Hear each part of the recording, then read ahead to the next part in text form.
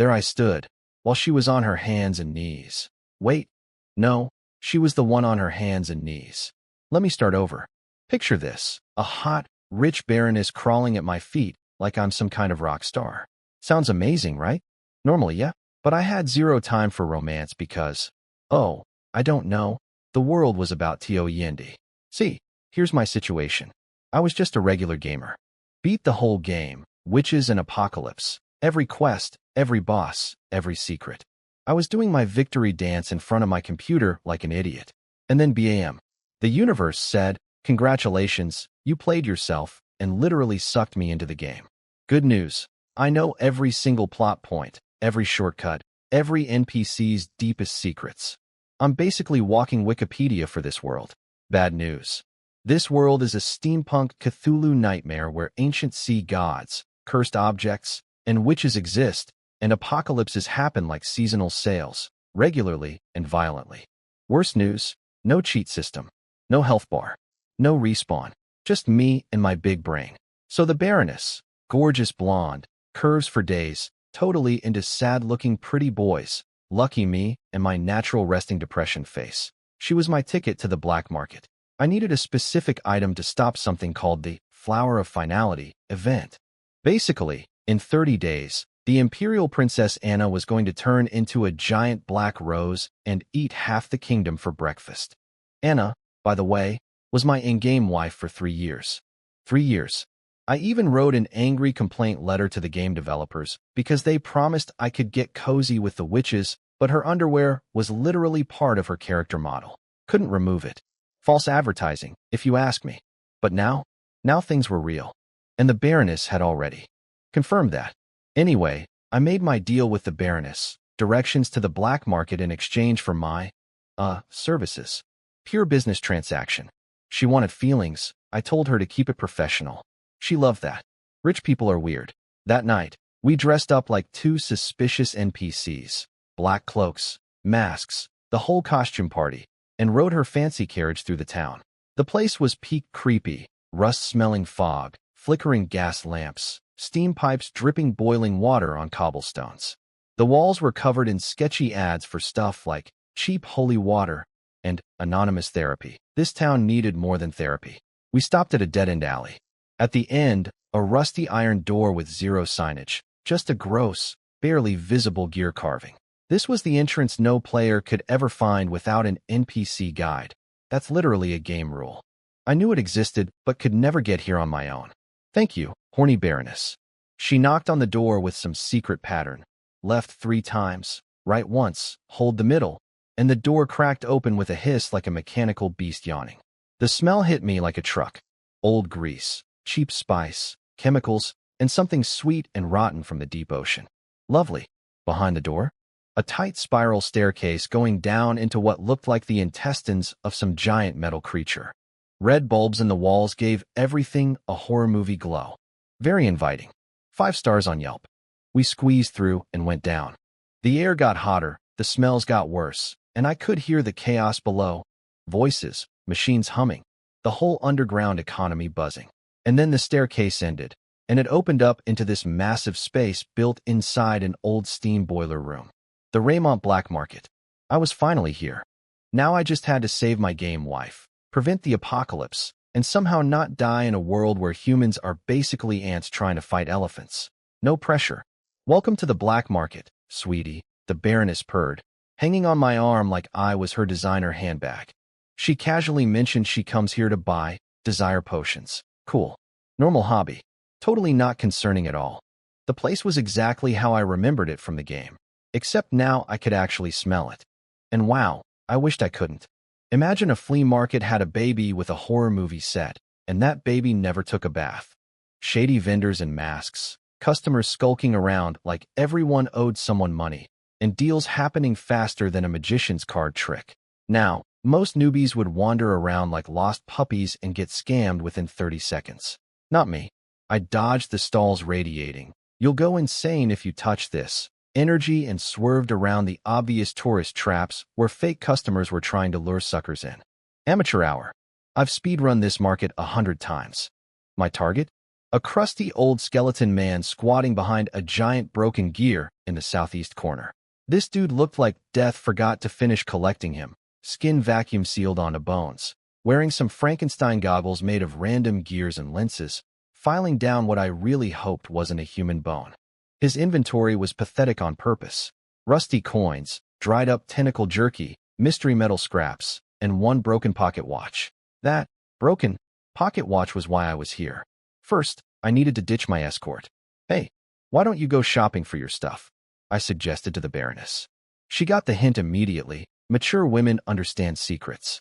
She smiled, agreed to meet at the exit in 15 minutes, and off she went to buy her questionable potions. Perfect. I squatted down and pointed at the watch.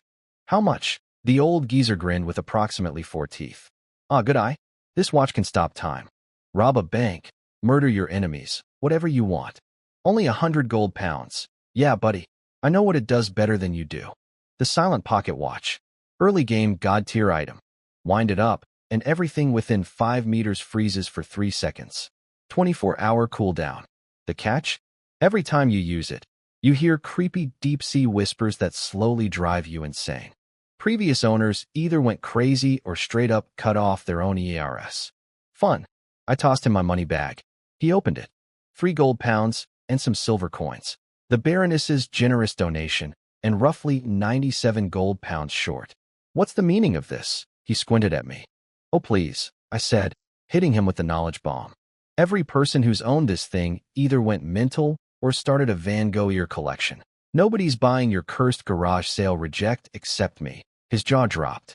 You? Are you an appraiser? In this world, only appraisers can identify both powers and side effects of magical items. I gave him my best mysterious look. What do you think? The greedy little gremlin's eyes lit up. Tell you what, appraise 3 items for me, and I'll give you a discount. He pulled out 3 dirt-covered things some grave robber had brought him. Easy. Useless copper leaf. Trash. Cursed puppet. One-time use. Worth maybe 100 silver. Now this is nice. A blessed feather. Make it into a pen and you'll write bestsellers. His mind was blown. He shoved the watch into my hands so fast I almost dropped it. Come back anytime. Free appraisals. I give discounts. We were basically business partners now. I grabbed the watch, cold brass biting into my palm, and got moving. I could feel eyes on me. Multiple someones had watched that transaction, and I didn't plan on sticking around to find out who. Then, right as I was heading for the exit, I spotted something that nearly made my heart explode out of my chest. Sitting on a random stall, sealed in crystal, was a slowly pulsing deep blue thing. Half heart, half sea creature embryo, glowing with an energy that made your soul want to swan dive into the ocean. The heart of the deep sea singer's first cry. Late game ultra rare item. Key to the sea siren Songming's storyline. This thing normally only shows up in hidden in-game shops. And here it was, just sitting there. In the early game, like finding a nuclear warhead at a yard sale. Every fiber of my being screamed, buy it, but I kept walking. Didn't even slow down. I was broke, weak, and grabbing in-game items too early could trigger butterfly effects that'd make the apocalypse look like a minor inconvenience. Self-control. My greatest superpower. I met the baroness at the exit. We left, climbed back to the surface, and got into her carriage. She pulled out a fancy glass bottle of pink liquid with a flirty smile. It's called Spring Cicada. Want to try it? With me? Ma'am, recreational drugs are a rich people hobby. For broke guys like me, that's just a fast track to rock bottom. I'll pass. You can be my long-term lover, you know. The offer stands. With all due respect, ma'am, let's keep our friendship pure and holy. She loved that. Apparently, in this entire region, no man had ever turned her down. They all wanted her body or her money. But here I was, broke as a joke, acting like I was the one doing her a favor. She found it absolutely intoxicating. So intoxicating that she got on her knees again. In the moving carriage, the poor coachman up front suddenly developed a very convenient case of being deaf and blind. And then, right when I was, shall we say, enjoying the baroness's complimentary VIP service, a brass bullet ripped through the carriage wall with zero warning and punched straight through her forehead. 1 second she was alive and enthusiastic. The next second she was dead in my lap, a red flower blooming on her forehead like the world's worst rose. The coachman's acting career as a deaf mute? Probably about to get a lot more convincing. And me? Pants situation, compromised. Life situation, also compromised. This was not in the walkthrough. So there I was, pants barely back on, dead baroness in my lap, bullet hole in the carriage wall. Welcome to Tuesday in this nightmare world. No time for grief. No time for a funeral speech. No time for anything. I pulled up my pants, kicked open the carriage window, and yeeted myself out of a moving vehicle like an action movie hero, except way less graceful. Probably looked more like a drunk raccoon escaping a trash can. Thank God I was still wearing my mask and cloak, because the coachman had no idea who I was. Last thing I needed was, wanted, random guy who was getting special services when his date got sniped, posted on every wall in town. That same night, I jumped on the nearest steam train heading to the capital. Through the window, I watched Gothic towers and giant gears blur past like the world's most depressing screensaver. Inside my head, pure chaos. Not about the Baroness dying, sorry, lady, but I had bigger problems. According to the game's storyline, tomorrow at noon, Princess Anna's personal maid Sheila was going to blow herself up in White Dove Square. A maid she'd trusted for 12 years. Her closest companion. And this sweet-looking girl was going to walk into a crowded plaza and turn herself into a bomb, killing 126 people and injuring over 2,000. That explosion would destroy everything Anna had worked for politically, get her isolated and exiled to some creepy tower called the Pale Moon Tower, where the combination of stress and her curse would make her snap. It was the domino that started the apocalypse. So yeah, I had about 14 hours to stop a suicide bomber. No pressure. The train arrived at dawn. I checked into the cheapest hotel I could find, slept for maybe 3 hours with one eye open, and mentally rehearsed my plans 17 times. Then I got moving. 10 o'clock, bought 2 meat wraps from a street vendor. One for breakfast, one shoved in my coat pocket. Why the spare? You'll see. I'm a genius and nobody appreciates me. 10:30, bought a lead-line box and a telescope from a second-hand mechanical shop. The shopkeeper probably thought I was either a birdwatcher or a serial killer. Both wrong. Sort of. 11, rode a double-decker trolley to White Dove Square. The place was packed. Vendors, families, kids running around, pigeons doing pigeon things. A perfectly normal, happy scene that was about to become a war zone. 11:30, climbed the tallest clock tower overlooking the square. Pulled out my telescope and started scanning the crowd. 15 minutes of searching faces, and there she was. Sheila. Brown curly hair, freckles, blue ruffled dress, carrying a basket of bread and milk. She looked like everyone's favorite babysitter.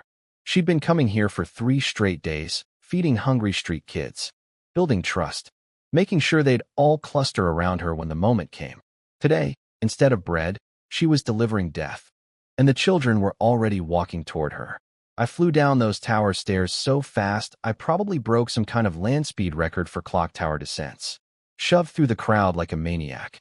11:55. 5 minutes left. 4. 3. I could see Sheila reaching for something under her coat. I twisted the watch. The world went silent. Color drained away. Everything froze like someone hit the universe's pause button. 3 seconds. That's all I had. I moved through a painting of frozen people, reached Sheila, and performed emergency surgery with 0 medical training. The bomb wasn't a normal explosive. It was a cursed crystal shaped like a beating heart, embedded in her chest. I ripped it out and stuffed it into my lead box. Sealed. Done. Tom snapped back. Sheila collapsed like a puppet with cut strings. People gasped. Kids screamed her name. Miss Sheila. What happened to Miss Sheila? The older children picked her up and started carrying her to a hospital. Nobody knew what actually happened. Nobody saw me do anything. Perfect. Well, almost perfect. The ancient god's whispers hit me like a freight train to the soul. In the game, using the watch just meant watching a sanity number go down. In real life, it felt like someone was trying to peel my brain like an orange while whispering eldritch poetry directly into my nervous system. I nearly collapsed, but I couldn't stop, because I spotted them. 2 guys in black double-breasted coats with thorny vine badges. The Anomaly Containment Bureau. Think Men in Black, but meaner and with 0 sense of humor. They were the game's most annoying neutral faction, and they were scanning the crowd like human radar dishes. My little time-stop stunt had set off their alarms. Butterfly effect. Of course. The chase started. Through alleys, across rooftops, down streets I knew by heart, because I'd memorized this entire city map like a psychopath. I dodged them 3 times, each one closer than the last. And then I ran straight into a dead end. But this wasn't a mistake. This was the plan. The wall at the end was oozing black tar-like substance, and the air was shimmering with heat. A dimensional rift. Newborn, unstable, and incredibly dangerous. Also exactly what I came here for, because I knew who would be showing up to feed on it. Get lost, insect. This rift and its pathetic ancient god leftovers are mine. There she was, floating above me like an angry goddess at a buffet. Silver hair, crimson eyes, face beautiful enough to make angels jealous, but currently wearing an expression that said, "I will atomize you for breathing my air." Her fancy dress was shredded to ribbons, and the space around her was literally warping from her power. Hera, ancient dragon, the game's second interactive witch. Current status, starving, weakened by betrayal, and absolutely capable of killing 30,000 players in one hit. Her nickname was the Brutal Dragon, and she earned it. The containment agents were seconds away. I did the only logical thing. I pulled out my spare meat wrap and threw it at the most dangerous being within 1,000 miles. Deal. Food is yours. Help me with those guys behind me. Also, I know where to find the remains of the Pale Feast Lord. I can break your contract. She caught the meat wrap, sniffed it, blinked those magma-red eyes. Then she bit into it. 2 seconds. Gone. She swallowed and looked at me with genuine shock, like I'd just handed her a winning lottery ticket wrapped in a tortilla. Insect. Got any more? Get me out of this alive, and I'll buy you as many as you want. Humph. You think a mere meat wrap can command the great me? Dream on. What about smoked meat, apple pie, pineapple cake, donuts, caramel coffee, cream of mushroom soup, roast lamb, golden roast suckling pig, Thanksgiving turkey, and a medium-rare pan-seared steak? I listed every single food she secretly loved. Information that cost thousands of players their virtual lives to discover, because the game developers deliberately hid her foodie weakness from her character bio. Evil developers. But their cruelty was my advantage. Hera almost drooled. Almost. She caught herself, summoned a terrifying void-black sword, and tried to look intimidating. So I asked her which food she liked best. The sword vanished instantly.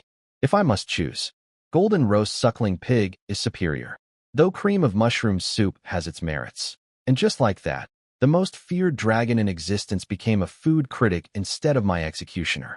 She grabbed me, yanked me into the rift just as the agents rounded the corner, and suddenly we were floating in the chaotic void together while she snacked on ancient god energy like it was cosmic trail mix. She got prettier as she ate. More color in her cheeks, more life in her eyes. Still dressed like a post-apocalypse princess, though. Stop staring, insect. I'll gouge your eyes out. Sorry, but in this tiny rift, you're literally the only thing I can look at without going insane. That was true, actually. The void around us was pure mental poison.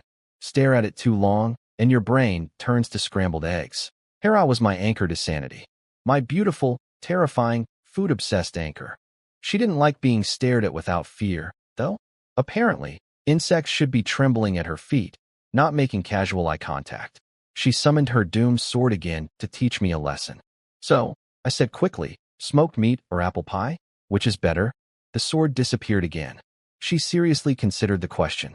I had tamed a dragon with a meat wrap and a food quiz. The game developers would be so mad. Okay, first order of business after crawling out of a dimensional rift with an ancient dragon lady, wardrobe change. Hera looked like she'd fought a tornado and lost. Her dress was basically confetti held together by stubbornness.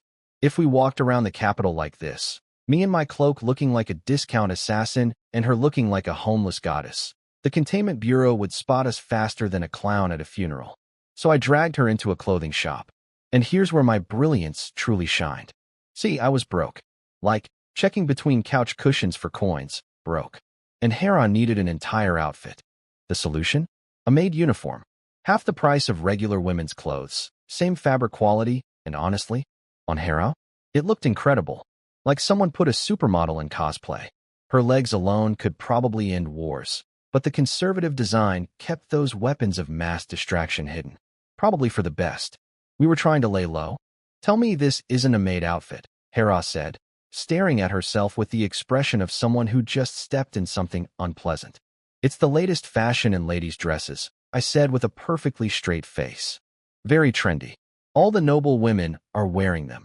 She didn't believe me. Obviously.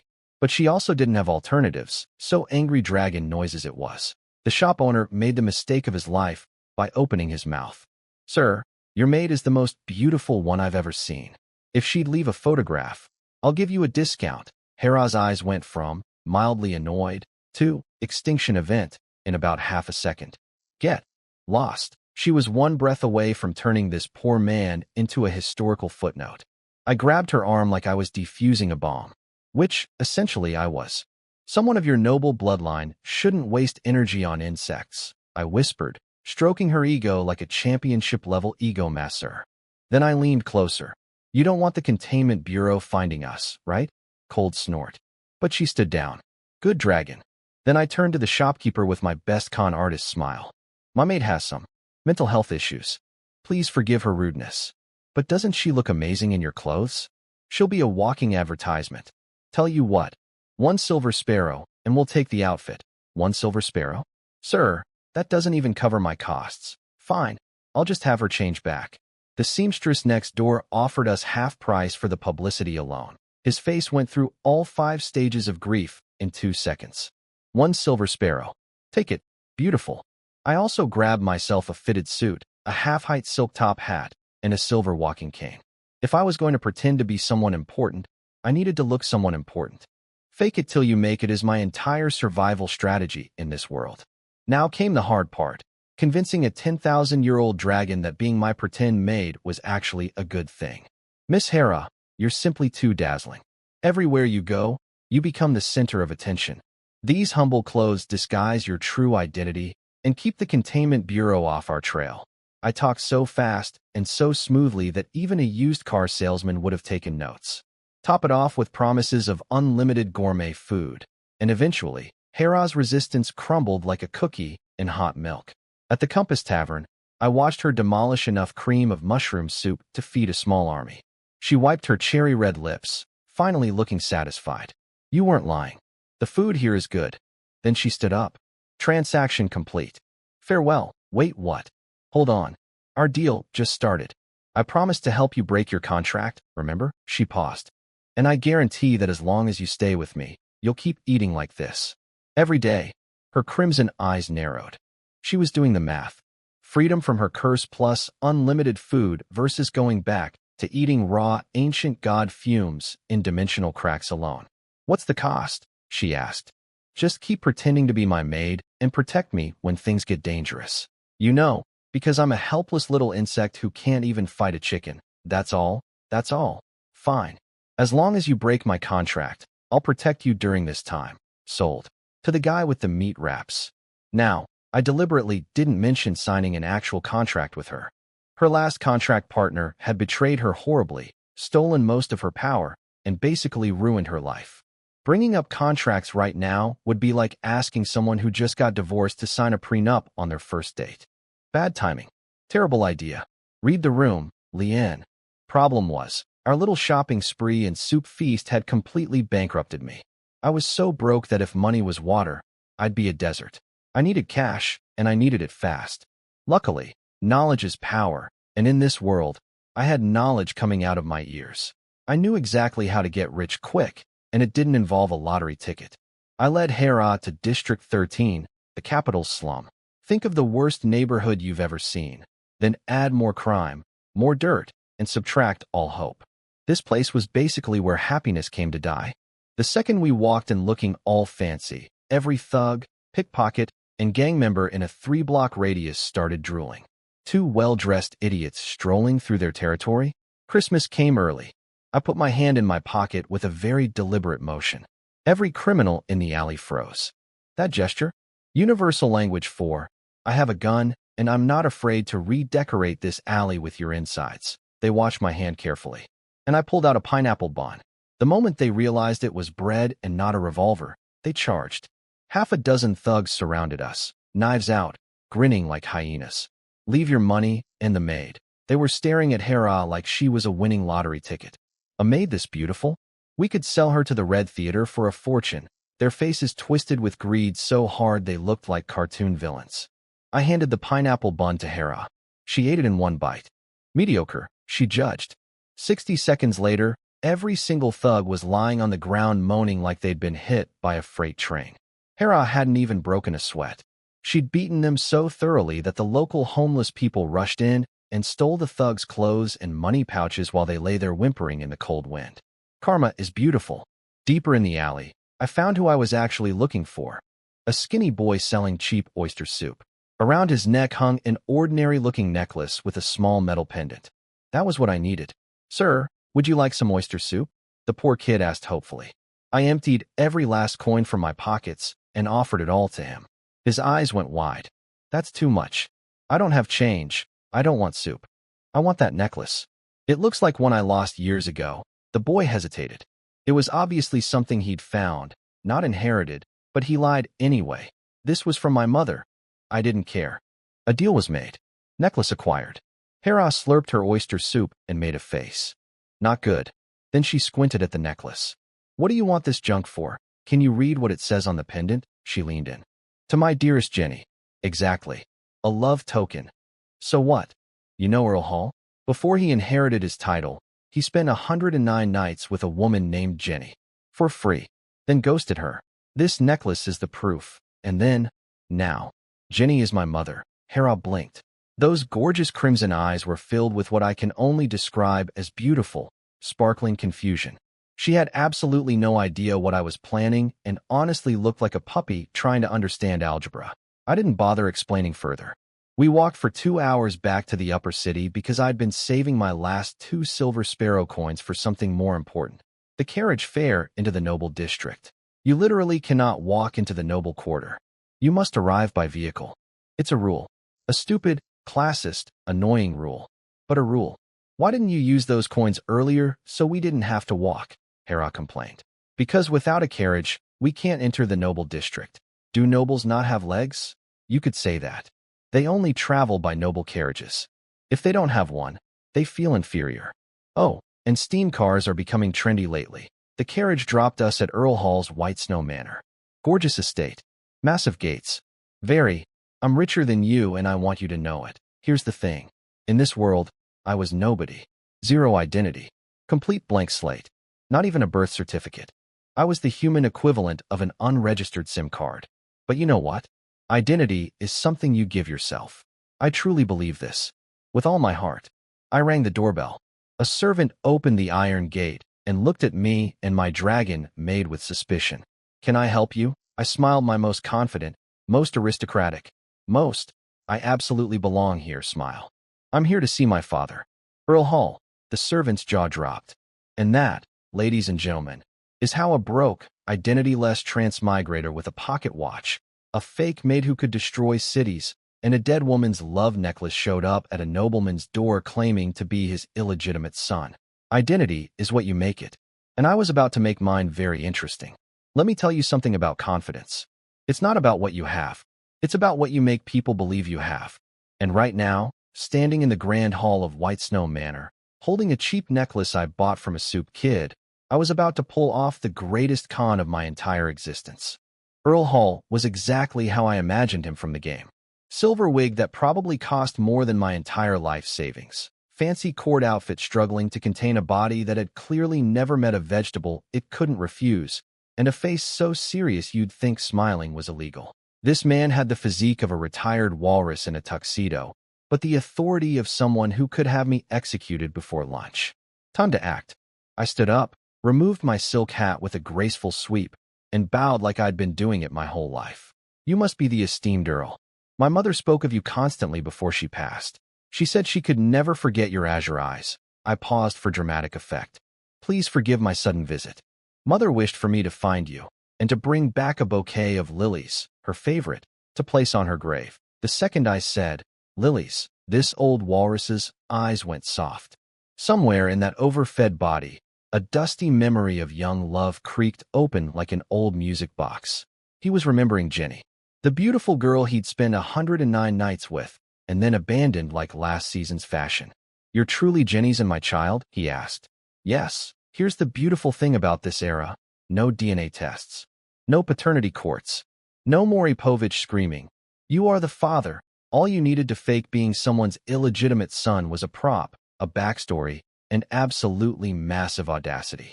Most people wouldn't dare try this because impersonating nobility was a crime punishable by things I'd rather not think about.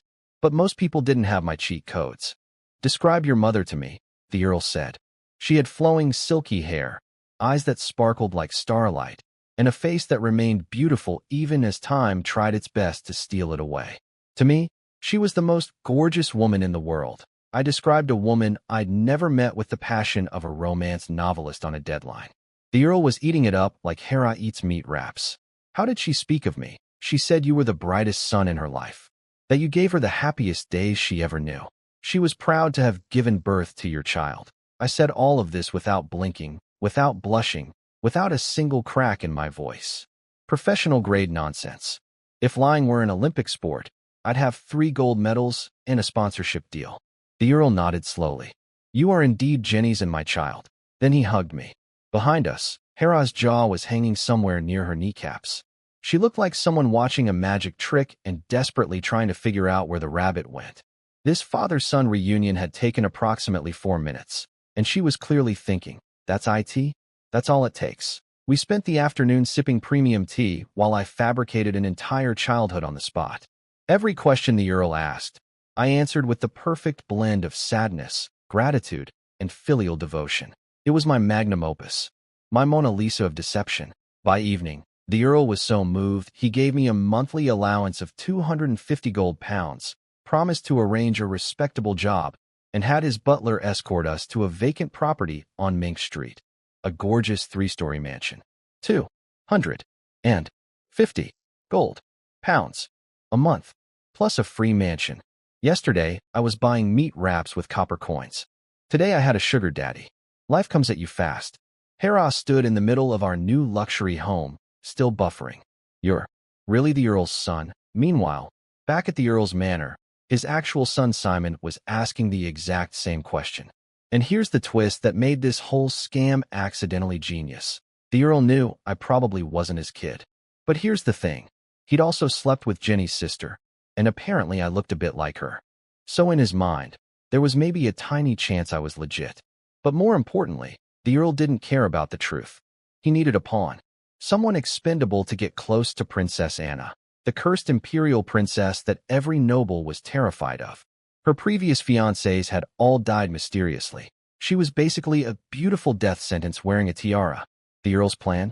Make me Anna's bodyguard first, then eventually push me into proposing to her. A sacrificial lamb dressed in a nice suit. His real son Simon felt a little guilty about it. Father, that woman is cursed. All her fiancés died. Are you sure about this? Unless you want to take his place? Simon shut up immediately. Blood is thicker than water, but not thicker than survival instinct, apparently. The beautiful irony? Getting close to Anna was exactly what I wanted. The Earl thought he was using me. I was using him. We were both playing chess, except he was playing checkers, and I had the entire game guide memorized. Back at our new mansion, Hera discovered wine. And she discovered it with the same enthusiasm she brought to everything. Absolutely zero self-control. She chugged premium red wine like it was juice, got absolutely hammered, and was now sprawled across the sofa next to me, hiccuping like a broken engine. Zero dignity. Maximum adorable. Red wine is meant to be savored, I lectured her. You've been alive for thousands of years and nobody taught you this. That Earl is a huge idiot. Falling for a scammer like you. She slurred, her face flushed pink. Oh, he's not stupid at all. He just desperately needs someone to keep the princess happy. What does that hick mean? You're drunk. Stop asking questions. Sleep. I patted her head. She found a comfortable spot, curled up like a very dangerous cat, and passed out instantly. Silver hair flowing across the sofa like a river of moonlight, porcelain skin, killer figure wrapped in that black and white maid outfit. I noticed her collar buttons looked dangerously tight. She might choke in her sleep. Being the responsible gentleman that I am, I carefully unbuttoned 3 of them, purely for medical reasons. Safety first. Then I went back to sipping my wine like nothing happened. Look, I'm not stupid enough to try anything with an ancient dragon who isn't contractually bound to not murder me. That's called having a death wish, until I officially become her contract partner. Touching Hera inappropriately would be like French kissing a nuclear warhead. So I channeled my inner monk and kept my hands to myself. We lived in that mansion for a glorious week. 250 gold pounds bought us fantastic food, comfortable living, and all the cream of mushroom soup Hera could inhale. I even got a private tutor who came 4 hours daily to teach me noble etiquette and family politics so I wouldn't embarrass myself at aristocratic parties. Basically, how to be rich 101. Then the Earl's butler showed up with my job assignment. Congratulations, young Master Lien. Starting tomorrow, you'll serve in the Royal Guard as Princess Anna's personal bodyguard. It's a position everyone dreams of. The butler said this with a straight face, completely ignoring the fact that this dream job had a mortality rate higher than skydiving without a parachute. Please thank my father for his generosity. I will honor the Hall family name and serve Her Highness with dedication. I smiled warmly, then slid 10 gold pounds across the table with an innocent look. Oh my, sir, did you drop these 10 gold coins? The butler blinked, pocketed the bribe faster than a magician palming a card, and suddenly became much friendlier. A word of advice, young master. The princess wears a mask at all times. Never ask why. Understood. Thank you. Oh, I already knew about the mask. I knew what was underneath it. I knew the curse eating her alive. I knew every single tragedy waiting in her future. And starting tomorrow, I was going to rewrite all of it. Anna, your number one husband from another dimension is coming. Just hold on a little longer. Meanwhile, at the Black Rose Castle, my future wife was having a very bad morning. Not that she knew I existed yet. Princess Anna was lounging on a sofa in her castle, wearing her signature half-mask. Listening to her head made Katie report the news. And the news was, her trusted personal maid Sheila, the girl she'd kept close for 12 years, had just killed herself. Oh, and also she was a spy planted by a psycho death cult called the Revelers, and she'd been planning to blow up a crowded plaza to destroy Anna's political career. You know, typical Tuesday stuff in this garbage world. Someone stopped the explosion, Katie reported. Not the Containment Bureau. A third party. They used some kind of supernatural artifact and then vanished. Anna's reaction? She frowned slightly. Not because someone tried to murder hundreds of people in her name. Not because her closest companion was a traitor. No, she frowned because someone had helped her. That was suspicious. In Anna's world, someone wants to help you was about as believable as, this Nigerian prince really does need your bank details. And honestly, I couldn't blame her. This girl had been dealt the worst hand in the universe since birth. She was a witch, born with incredible magic powers in a world that feared and hated witches. Her own parents were disgusted by her. Her sisters avoided her like she was contagious. The only reason her father, the emperor, even acknowledged her existence was because she'd single-handedly won back steam technology for the empire and earned military glory on the battlefield. Half the empire's current prosperity was literally thanks to her. Did she get appreciation? Awards? A thank you card? Nope. The ministers and old money nobles spent their entire careers trying to sabotage her. And now they were apparently teaming up with an evil cult to finish the job. Parent of the Year, Emperor Dad. Then came the real gut punch. Katie handed Anna for personnel files. His Majesty has selected 4 young noblemen as your personal guards. He expects you to develop a relationship with them and choose a fiancé within 3 months. Without noble backing, you cannot qualify as his heir. See, the emperor had no sons, only daughters. For princesses, all competing for the throne like the world's most dangerous beauty pageant. Each princess lived in one of the 4 imperial castles, Red Rose, Yellow Rose, Blue Rose, and Black Rose. The eldest was famous for beauty, the second for kindness, the third for talent, and Anna, the youngest, famous for being able to punch your soul out of your body. Her title was Blade of the Empire, not exactly the cuddly nickname you'd put on a dating profile. Anna tossed the files aside like junk mail. He's always so dedicated to these schemes. Your Highness, a reliable fiancé with strong backing could help your cause. You mean the next poor fool who'll mysteriously drop dead? My previous fiancés all died from various accidents. Father just wants another excuse to disqualify me. Cold. Accurate. Heartbreaking. This woman had been through so much that she'd stopped believing anyone could survive being close to her. Every man who'd gotten engaged to her had died. Well, former fiancés. Because this fiancé had a walkthrough guide and a dragon bodyguard. Slight advantage. Next morning, 9 o'clock sharp, I showed up at Black Rose Castle looking like £1,000,000 gold in my new suit. The castle was famous for its gardens of actual black roses, which was either incredibly beautiful or incredibly goth, depending on your perspective. I was leaning toward both. 3 other noble sons had been assigned as guards alongside me. Let me introduce the squad. Cape, golden short hair, son of Marquis Pella. Illegitimate child, but famous in noble circles for being devastatingly handsome and sleeping with basically everyone's wife. Think if a golden retriever became a professional heartbreaker. Shuss, blue long hair, son of Earl Ditter. The analytical type. Quiet, observant. Probably wrote poetry nobody asked for. Wilson, white short hair, youngest son of the mighty Duke Constantine. Walking anxiety attack. Looked like he'd rather be anywhere else on the planet. Within seconds of meeting, we established that none of us wanted to be here. This wasn't a competition for Anna's heart. This was a support group for guys whose families hated them enough to volunteer them as tribute. Just thinking about getting close to that terrifying which makes me tremble, Wilson whimpered.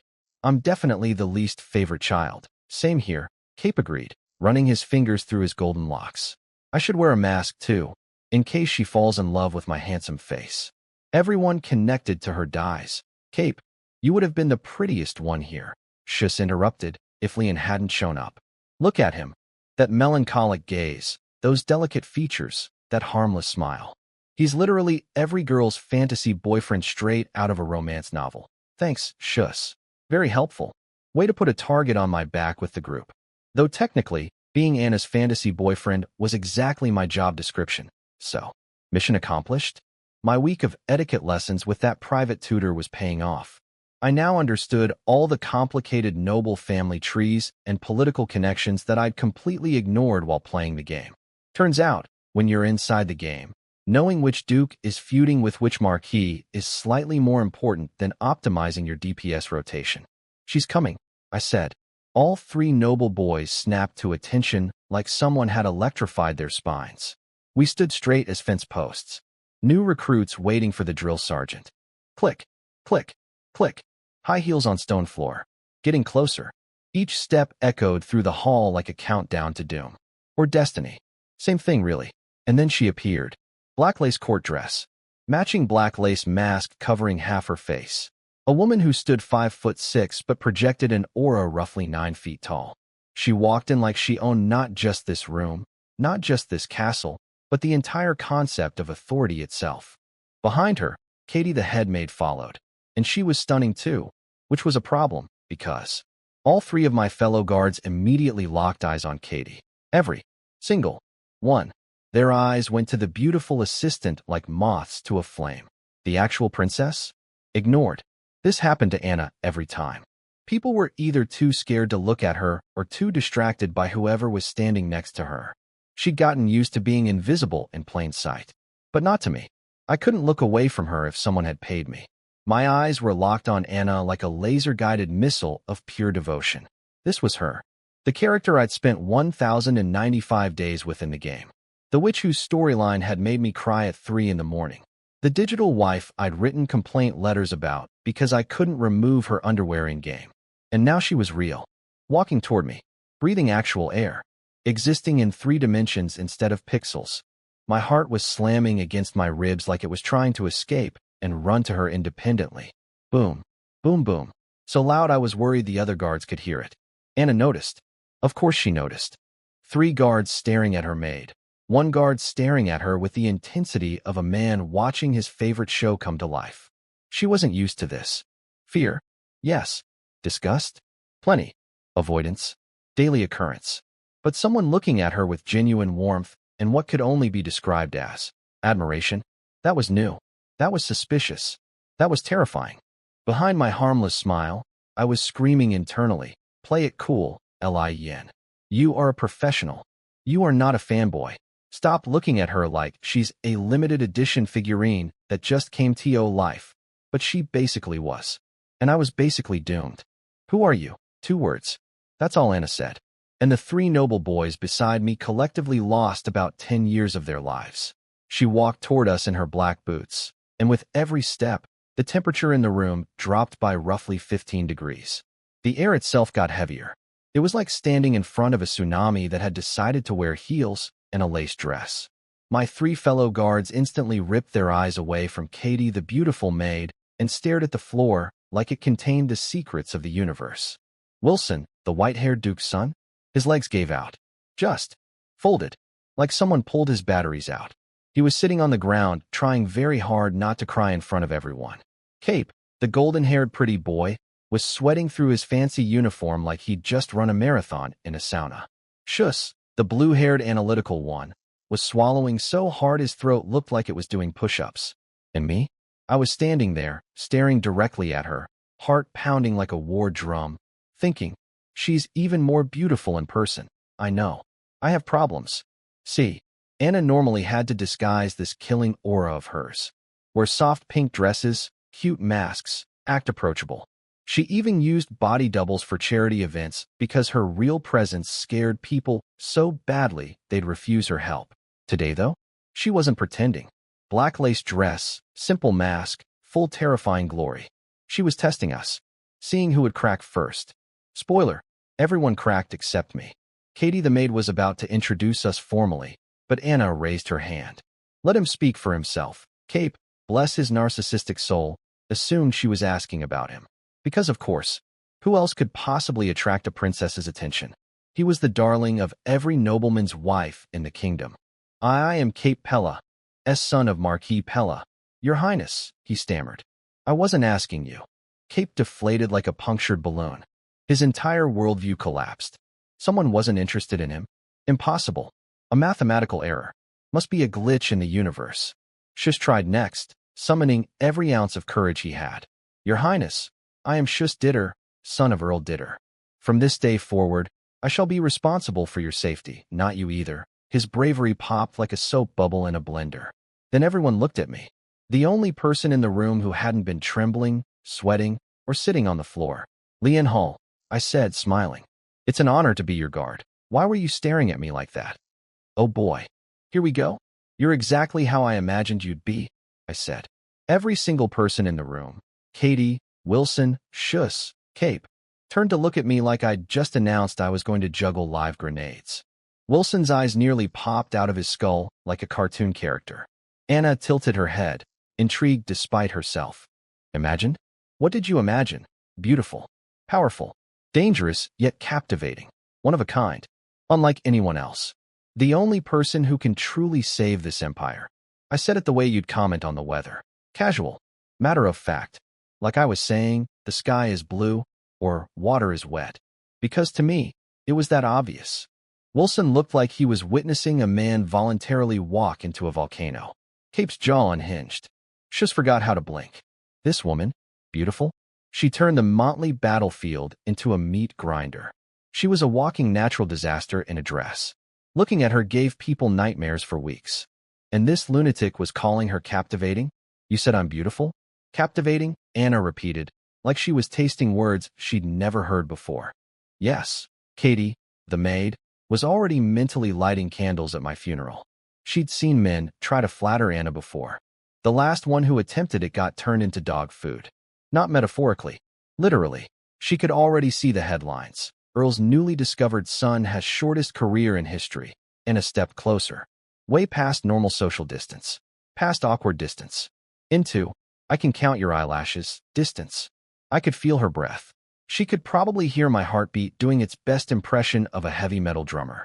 Look into my eyes. Tell me you're not lying. Her eyes turned blood red. This was her power, nightmare. She could drag people into a dream world she controlled, a mental interrogation room where lies were impossible to hide. The world around me shifted. Everyone's faces got foggy, covered in a thin mist. We were in her domain now. Her rules. Her playground. But here's the thing, I had insurance. Remember Hera? My dragon maid. The night before, I'd spent an absolute fortune getting her drunk on 10 bottles of 1966 Lafite. 10 bottles. Do you know how much that costs? I could have bought a small house. but I needed her drunk enough to convince her to shapeshift. See, unlike the terrifying giant dragons you see in movies, Hera's true form was, well, she was pocket-sized, a tiny dragon about the size of your palm. Adorable. And she absolutely hated anyone knowing this. Getting her to transform required enough alcohol to fill a swimming pool and enough smooth-talking to sell ice to a penguin. But it was worth it, because a sleeping mini Hera tucked inside my coat acted like a supernatural bulletproof vest, blocking 90% of mental attacks. Anna's nightmare power hit me like a water gun instead of a cannon. I could think clearly. I could choose my answer. I wasn't lying, I said, keeping my face appropriately blank and dreamy, like someone properly under mind control. What was the first thing you thought when you saw me? Now this was the million gold-pound question. I mentally shuffled through my options like a poker player. Option A, I want to serve you loyally. Too suspicious. She'd never buy it from a stranger. Option B, I want to save you. Even worse. She'd think I was insane or plotting something. Option C, I want to help you become a better person. Terrible. That's how you get turned into fertilizer. Option D, sleep with you. I went with D. Sleep with you, I said. The room might as well have exploded. If the other three could hear inside this dream, they'd have died on the spot. Katie would have fainted. Wilson would have actually cried. But here's why it was the right answer. Anna had spent her entire life surrounded by liars, schemers, people who pretended not to be scared, who faked loyalty, who wore masks thicker than hers. She could smell political maneuvering from a mile away. But raw, stupid, honest desire from a young man who found her attractive? That was something she had never encountered. Not once. No man had ever looked at her and thought that. She was the woman who made battle-hardened soldiers wet themselves. Romance was not in her vocabulary. She blinked. Actually blinked. First time I'd seen anything besides cold indifference on her face. Then she recovered, her composure snapping back like a rubber band. She started talking about how nobles had all sorts of weird fetishes. Some liked twins. Some liked girls in wheelchairs. Some liked women in masks for the mystery. And you? She turned those crimson eyes back on me. You think my mask is to add mystery? To please men like you? And before I could answer, she ripped off her mask. On the left side of her face, covering nearly a quarter of her cheek, was a living flower. The flower of finality. Black petals, slowly pulsing, embedded in her skin like a parasite wearing a corsage. The physical mark of the curse that was eating her alive from the inside out. This was the thing that made grown men scream. The reason every fiancé ran. The image that gave soldiers nightmares. Anyone who saw it felt an overwhelming, instinctive wave of disgust and terror rising from the deepest pit of their stomach. She wanted to watch me crumble. Wanted to see me stumble backward, crash into a wall, whimper in a corner like every other man who'd ever seen her true face. She wanted proof that I was just like everyone else. But something happened that she absolutely did not expect. She ripped off her mask, expecting me to scream, run, cry, maybe all three at once. Instead, I reached out and touched the flower on her face. Let me explain what she was showing me. Growing out of her left cheek, covering almost a quarter of her face, was the flower of finality, a living, breathing, cursed blossom embedded in her skin. It pulsed. It moved. It was basically a parasitic plant using a princess as a flower pot. Every person who'd ever seen it had reacted with pure, gut-level horror. Soldiers who'd fought in wars, hardened criminals, even other nobles. All of them recoiled like they'd seen death itself wearing a corsage. And I touched it like it was the most precious thing in the world. Because to me, it kind of was. In the game, this flower was just pixels. A really well-designed texture on a character model. But now, in real life, up close, it was stunning. More detailed than any game artist could dream of. The petals had depth, color variations, an almost hypnotic beauty that screenshots could never capture. And Anna's face. Oh man. Her face. The game developers had done an amazing job with her character model. Sure. Top-tier waifu material. But the real Anna? She made the game version look like a rough sketch. Like comparing a photograph to a crayon drawing. Reality had absolutely no business being this beautiful. What are you doing? Anna actually stepped backward. Away from me. The woman who made entire armies tremble just retreated from a gentle touch. Let that sink in. She'd spent her whole life surrounded by sharp edges, betrayal, hatred, fear, political knives in the dark. She had armor for all of that. But kindness, softness, genuine admiration, those were weapons she had zero defense against. It was like she'd built a fortress to withstand cannons, and someone showed up with a hug. Sorry, I said. It's just so beautiful. I couldn't help myself. Her brain visibly short-circuited. You could practically see the error messages scrolling behind her eyes. Does not compute. Compliment received. No matching protocol found. Rebooting. This confirmed something important for me. There were no other players in this world. If other gamers had been transported here, Anna would have been swarmed with admirers. She was the #1 waifu in the entire game. Forums dedicated to her. Fan art everywhere. Petition after petition to make her romance route longer. In a world with players, she'd have a fan club with membership cards. But here, in this reality, I was the only person who'd ever looked at her curse mark and thought, gorgeous, instead of, ahhh. I wasn't just a fish in the sea. I was the only fish. And this ocean was all mine. You said, it's beautiful? Anna asked, her voice doing something I'd never heard before, hesitating. The blade of the Empire. Hesitating. Because a boy called her pretty. Yes, but not as beautiful as you. Compared to you, it's just a decoration. And here's the wild part. I wasn't even lying.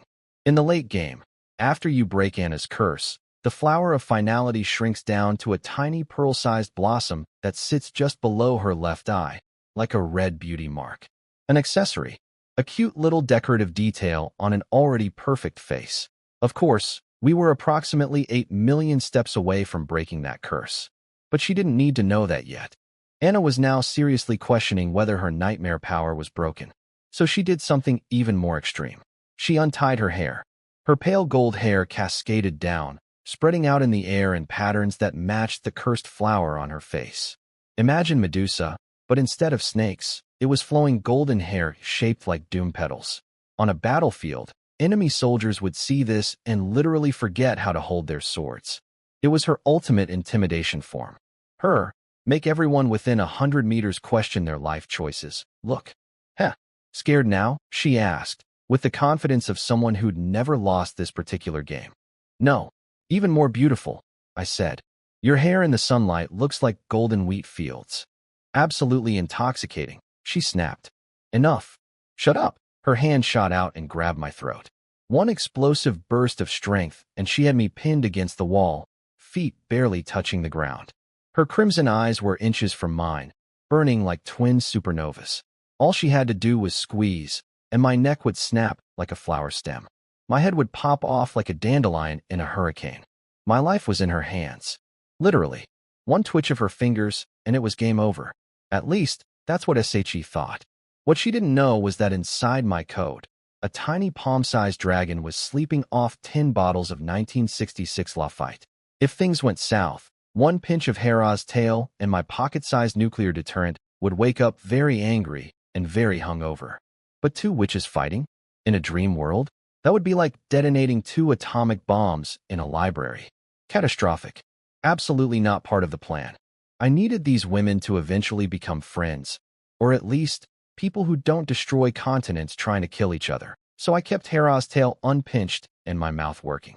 Tell me, Anna hissed, eyes shifting from crimson to dark purple, a deeper level of nightmare. She normally never went this far with regular humans because it could turn their brains into mashed potatoes. But I was being difficult. Why are you approaching me? What's your real purpose? This was the deepest level of her mental interrogation. Lying was supposed to be impossible here. Good thing I didn't need to lie. I want to survive, I said. A cold, contemptuous smile curled her lips. Finally honest. Who's threatening you? This world is threatening me. What does that mean? Explain. Deep breath. Here goes everything. This world threatens you. Rejects you. That means it threatens me. Rejects me. Because you are my whole world. Thank you for healing me once. Dead silence. Anna froze like someone had used my pocket watch on her. Except time was still moving. She just stopped. Eyes wide. Lips parted. Brain buffering at 0%. In her entire life, every betrayal, every political scheme, every assassination attempt, every fiancé who died mysteriously, nobody had ever said anything like this to her. And she could tell, through the deepest level of her mind-reading power, that every single word was true. Because it was true. During the darkest period of my real life, after a brutal breakup that nearly destroyed me, it was my digital wives who pulled me through. Anna most of all, night after night, playing through her storyline, finding comfort in a fictional character who understood loneliness better than any real person I knew. She'd healed me without knowing I existed. And now I was telling her that, while she had me pinned to a wall by my throat in a dream dimension. Romance is weird. I healed you? When? Her voice was small, uncertain, a completely different person from the terrifying Empress of 30 seconds ago. During the lowest point of my life, imagining being with you was the only thing that kept me going through the hardest times. She let go of my neck. I think she was genuinely afraid she might accidentally kill the first person who'd ever made her feel wanted. This was a woman who could protect an entire empire. She had power that could reshape landscapes. But she'd never once felt like she'd actually helped someone. Not really. Not in a way that mattered to one specific person. Leave. Forget everything that happened. This was just a meaningless dream. The dream shattered. Reality rushed back. I was standing in the hall, flanked by 3 traumatized noble boys. Anna standing before us with her mask back on, expression cold as winter. Only a few seconds had passed in real time. Nobody else knew what happened. Anna believed she'd erased my memory when she kicked me out of the dream. She was wrong. I remembered everything. Every word. Every look. The way her eyes changed when I touched the flower. The way her voice cracked when she asked if she'd really healed someone. All of it, saved permanently in my brain, filed under reasons I will absolutely save this woman or die trying. I accept your service. Katie, show them their duties. Calm voice. Steady posture. Total composure. But as we walked away, I knew, without looking back, that Anna was standing alone in that hall, fingers touching her mask, wondering for the first time in her life if someone could actually look at the real her and not run. Mission status. Her heart has a crack in the wall. Now I just needed to kick the whole thing down. Princess Anna wakes at 6 a.m. Morning prayers at 7. Breakfast at 8. Mass at 8:30. Study and business from 9 to 11. Katie the head maid was speed running through Anna's daily schedule, like she was reading the terms and conditions nobody ever reads, except this time my life depended on the fine print. She didn't pause, didn't breathe, just a machine gun of information firing directly at our faces. She likes black coffee and no sugar. Only drinks Platini red wine. Loves cats. Hates dogs. Do not touch her. Not even her skirt hem. She frequents the study, the sword room, the banquet hall, and the royal palace. Your free time starts after 10 p.m. She was walking ahead of us, giving us the grand tour of Black Rose Castle, and I was absorbing every word like a sponge made of pure concentration. My 3 colleagues. They were absorbing something else entirely. The view of Katie's backside in that blue tailcoat uniform. Katie spun around with the precision of a trained killer. Her eyes swept over Cape, Schuss, and Wilson like a searchlight over cockroaches. Did you remember any of what I just said? Cape, golden hair gleaming, flashed his trademark lady killer smile. Miss Katie, your voice is like heavenly music, Schuss went with. Miss Katie, you'd look even more stunning in a proper dress. Why limit your charm with men's clothing? Wilson just stared at his shoes. I didn't remember any of it. At least Wilson was honest. The other 2 were just openly flirting with the woman who could apparently shoot an arrow through your skull from 100 paces. Brave or stupid? Probably both. Then Katie looked at me, expecting disappointment number 4. Princess Anna wakes at 6 a.m. I began. Morning prayers at 7. Breakfast at 8. Mass at 8:30. Study and business from 9 to 11. I repeated every single thing she'd said. Word for word. Comma for comma. Not a syllable out of place. She likes black coffee without sugar, Platini red wine, loves cats, hates dogs, doesn't like being touched, not even her skirt hem. Frequents the study, sword room, banquet hall, and royal palace. The silence that followed was beautiful. Cape looked at me like I'd just performed actual magic. Schuss forgot Katie's legs existed for approximately 3 seconds. Wilson's mouth was hanging open so wide a pigeon could have nested in it. How did you do that? Cape sputtered. You actually listened? Schuss was genuinely shocked. You weren't distracted by Katie's perfect curves? Wilson blurted out, then immediately looked like he wanted to crawl into a hole. Katie's expression shifted from dealing with idiots to, finally, someone with a brain. She even used a formal honorific when addressing me. Very good, Sir Lian Hall. I look forward to working with you. As for the other three, she looked at them the way you'd look at something stuck to the bottom of your shoe. From that point on, the tour became Katie and Lian's pleasant stroll, with 3 unwanted puppies trailing behind us. She told me things I already knew from the game: exit routes, restricted areas, and his moods. But I played along perfectly, surprised in all the right places. Attentive, professional. She led us to the east wing of the castle. This will be your quarters. You'll live here for 3 months. After that, one of you may find spring, and the rest will find freedom. Translation: one of us would become Anna's fiancé. To Cape, Schuss, and Wilson, this wasn't spring. This was hell with fancy wallpaper. The room was a 4-person dormitory. 4 beds. 1 room. With these guys. Do we have to live here? Wilson squeaked. Can't we go home? No. Can I get a single room? I asked. I'm not used to sharing. Katie nodded immediately. Yes, you may. The other 3. US too. We also want single rooms. Katie's gaze could have frozen lava. Guards who can't even remember the princess's schedule don't deserve single rooms. She wanted to say, useless wastes of oxygen, but their fathers were a duke, an earl, and a marquis, so she went with the diplomatic version. Still devastating though. All 3 wilted like flowers in a microwave. Now, here's where I did something clever. I could have just taken my single room and let them suffer. But that would have made me the privileged teacher's pet, and I needed allies, not enemies. Miss Katie, I said calmly, I believe Duke Constantine, Earl Ditter, and Marquis Pella didn't send their sons here to be mistreated. They deserve equal treatment. Katie's eyebrows rose. She turned on me with that. Do you know who you're talking to? Look. Full authoritative pressure. The kind of stare that makes soldiers confess to crimes they didn't commit. Do you know what you're saying? Yes, Mississippi. I do. The 3 boys behind me simultaneously stopped breathing.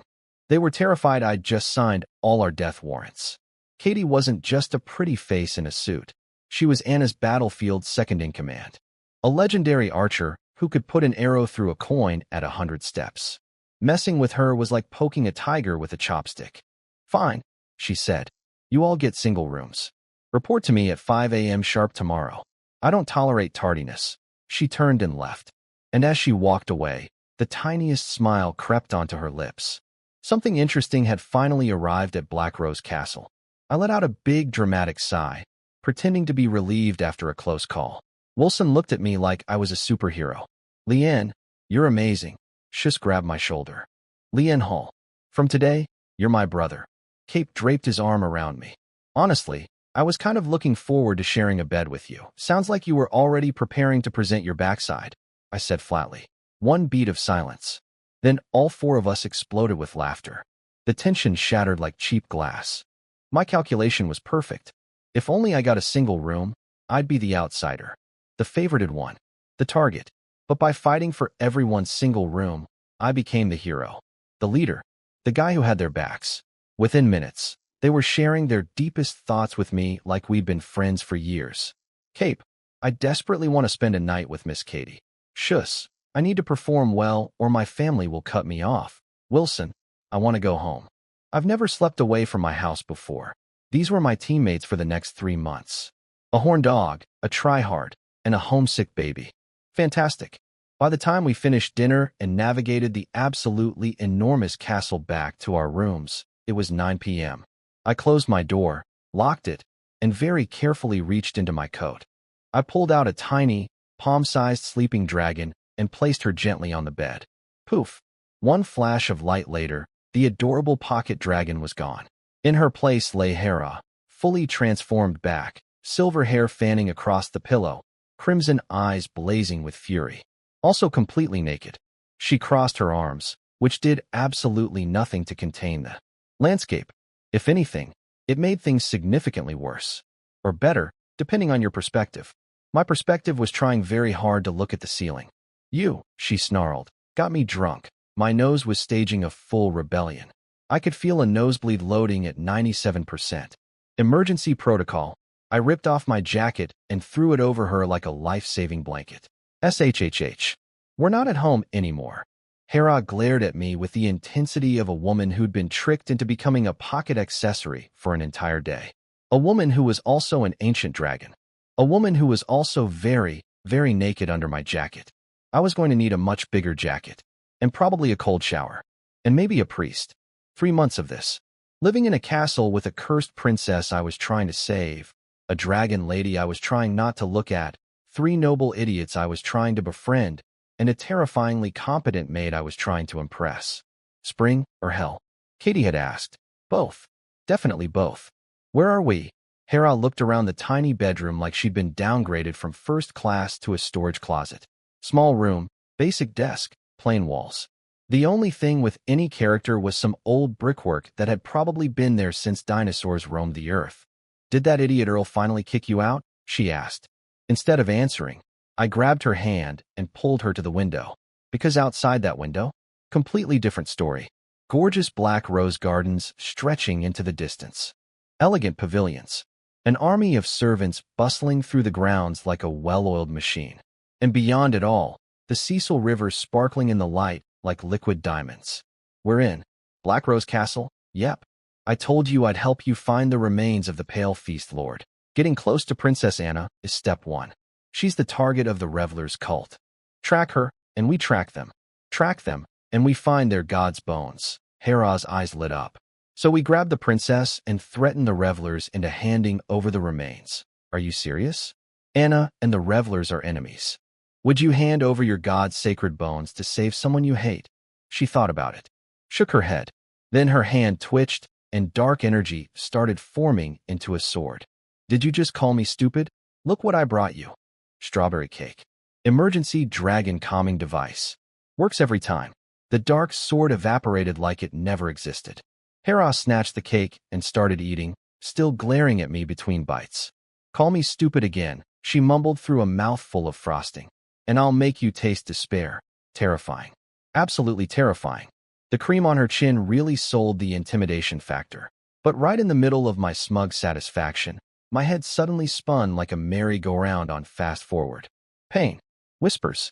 That horrible deep-sea mumbling creeping back into my ears. The silent pocket watch's side effects. I'd only used it once, and every day since, my brain felt like someone was slowly stirring it with a rusty fork. Normal humans weren't meant to carry supernatural artifacts. It was like giving a goldfish a flamethrower, technically possible, almost certainly fatal. I needed help, and the only person who could provide it was currently getting strawberry frosting on my bedsheets. Time for some acting. Hera, I said, letting genuine pain seep into my voice, which wasn't hard, because my skull was actually splitting. I want to keep helping you, but the corruption is getting worse. Maybe I have 2 weeks. Maybe 6 months. Eventually, I'll just become a drooling lunatic muttering nonsense in a corner. Unless you can purify me, I'll have to tell you the whole plan and you can execute it yourself? Oh, okay. Tell me the plan then. Cold. Ice cold. Zero hesitation.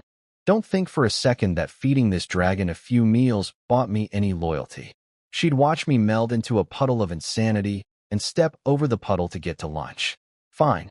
The plan goes like this. I then spent 30 minutes explaining the most unnecessarily complicated, deliberately confusing plan in human history.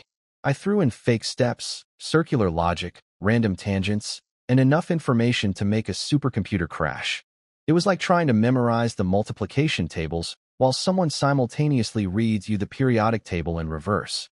Say it again, Hera demanded, refusing to admit she was lost. I said it again.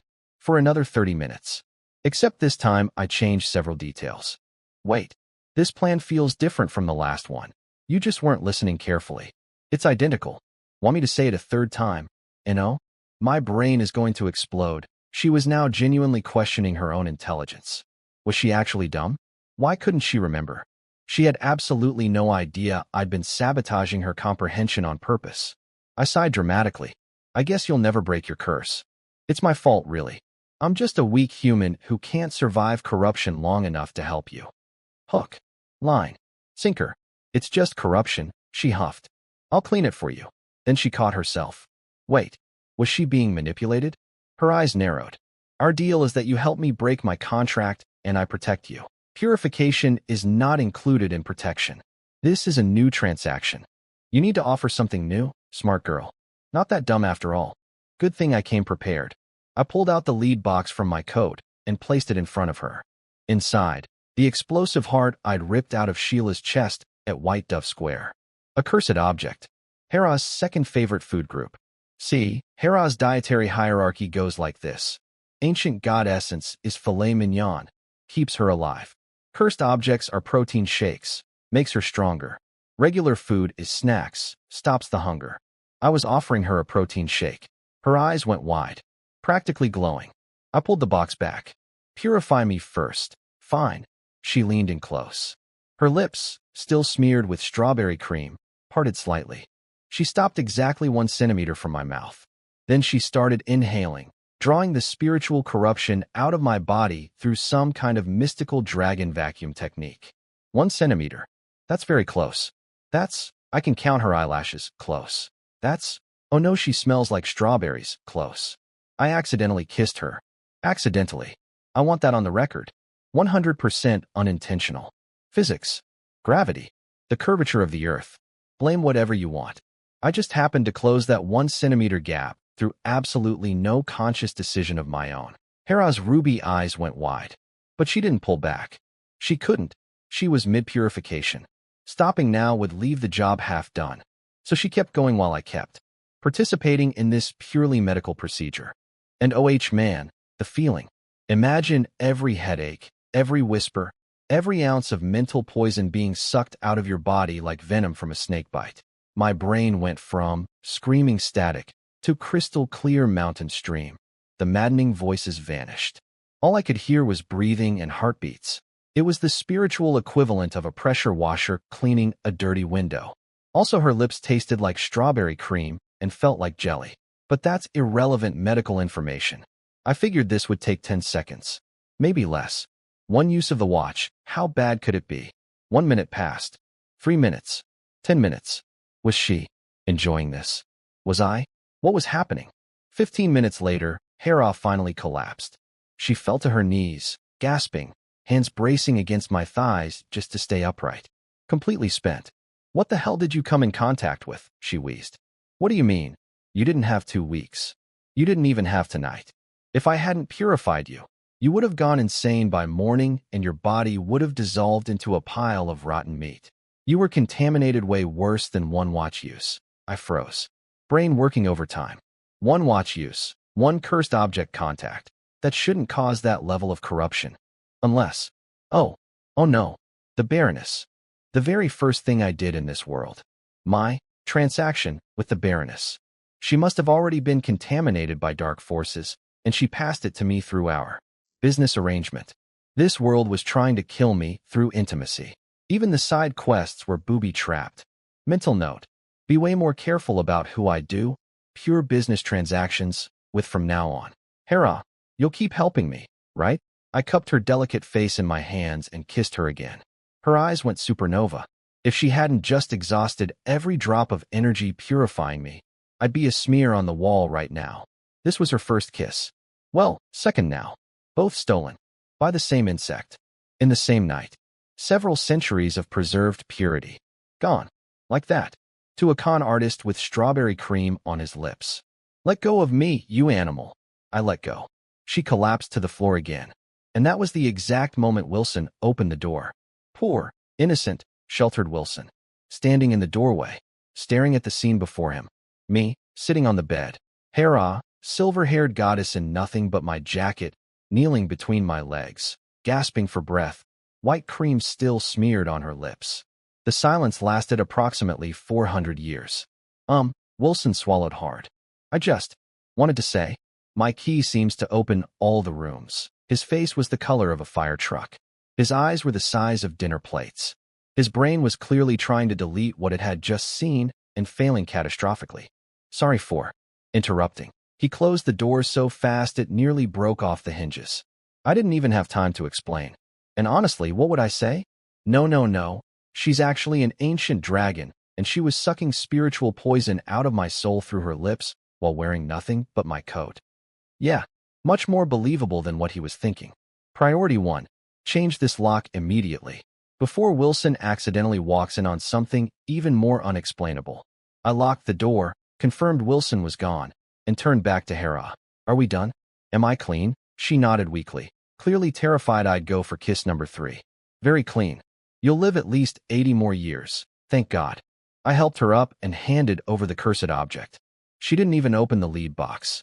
Just ate the entire thing. Box, lead, cursed heart, everything. She's a dragon. Heavy metals aren't a health concern when your stomach can digest literally anything. Color rushed back into her cheeks. Her legs stopped shaking. Strength returned.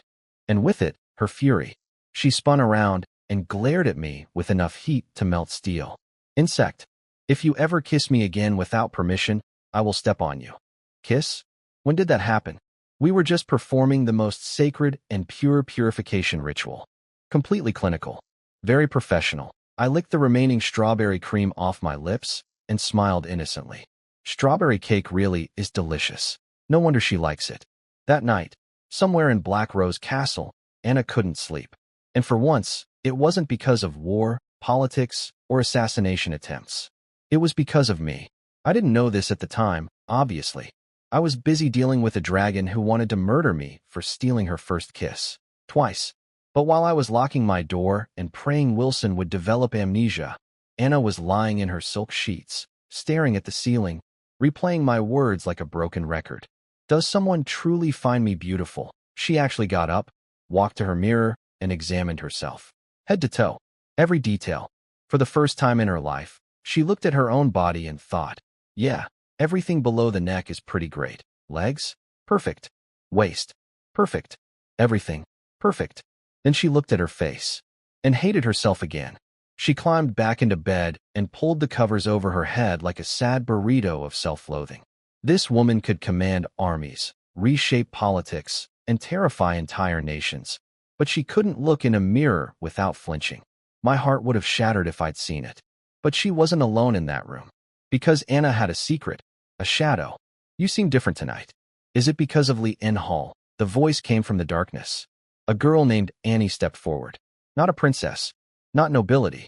An orphan whose mother was a slave, rescued from a life worse than hell because she happened to look almost identical to Anna. Anna had adopted her, raised her like a twin sister, and turned her into the ultimate body double. Annie was the one who attended charity events. Annie was the one who smiled at diplomats and made small talk at parties. Annie was the fake Anna that everyone actually liked because she didn't have the curse. People around her felt comfortable instead of terrified. She could do everything Anna couldn't. Be approachable, be warm, be normal.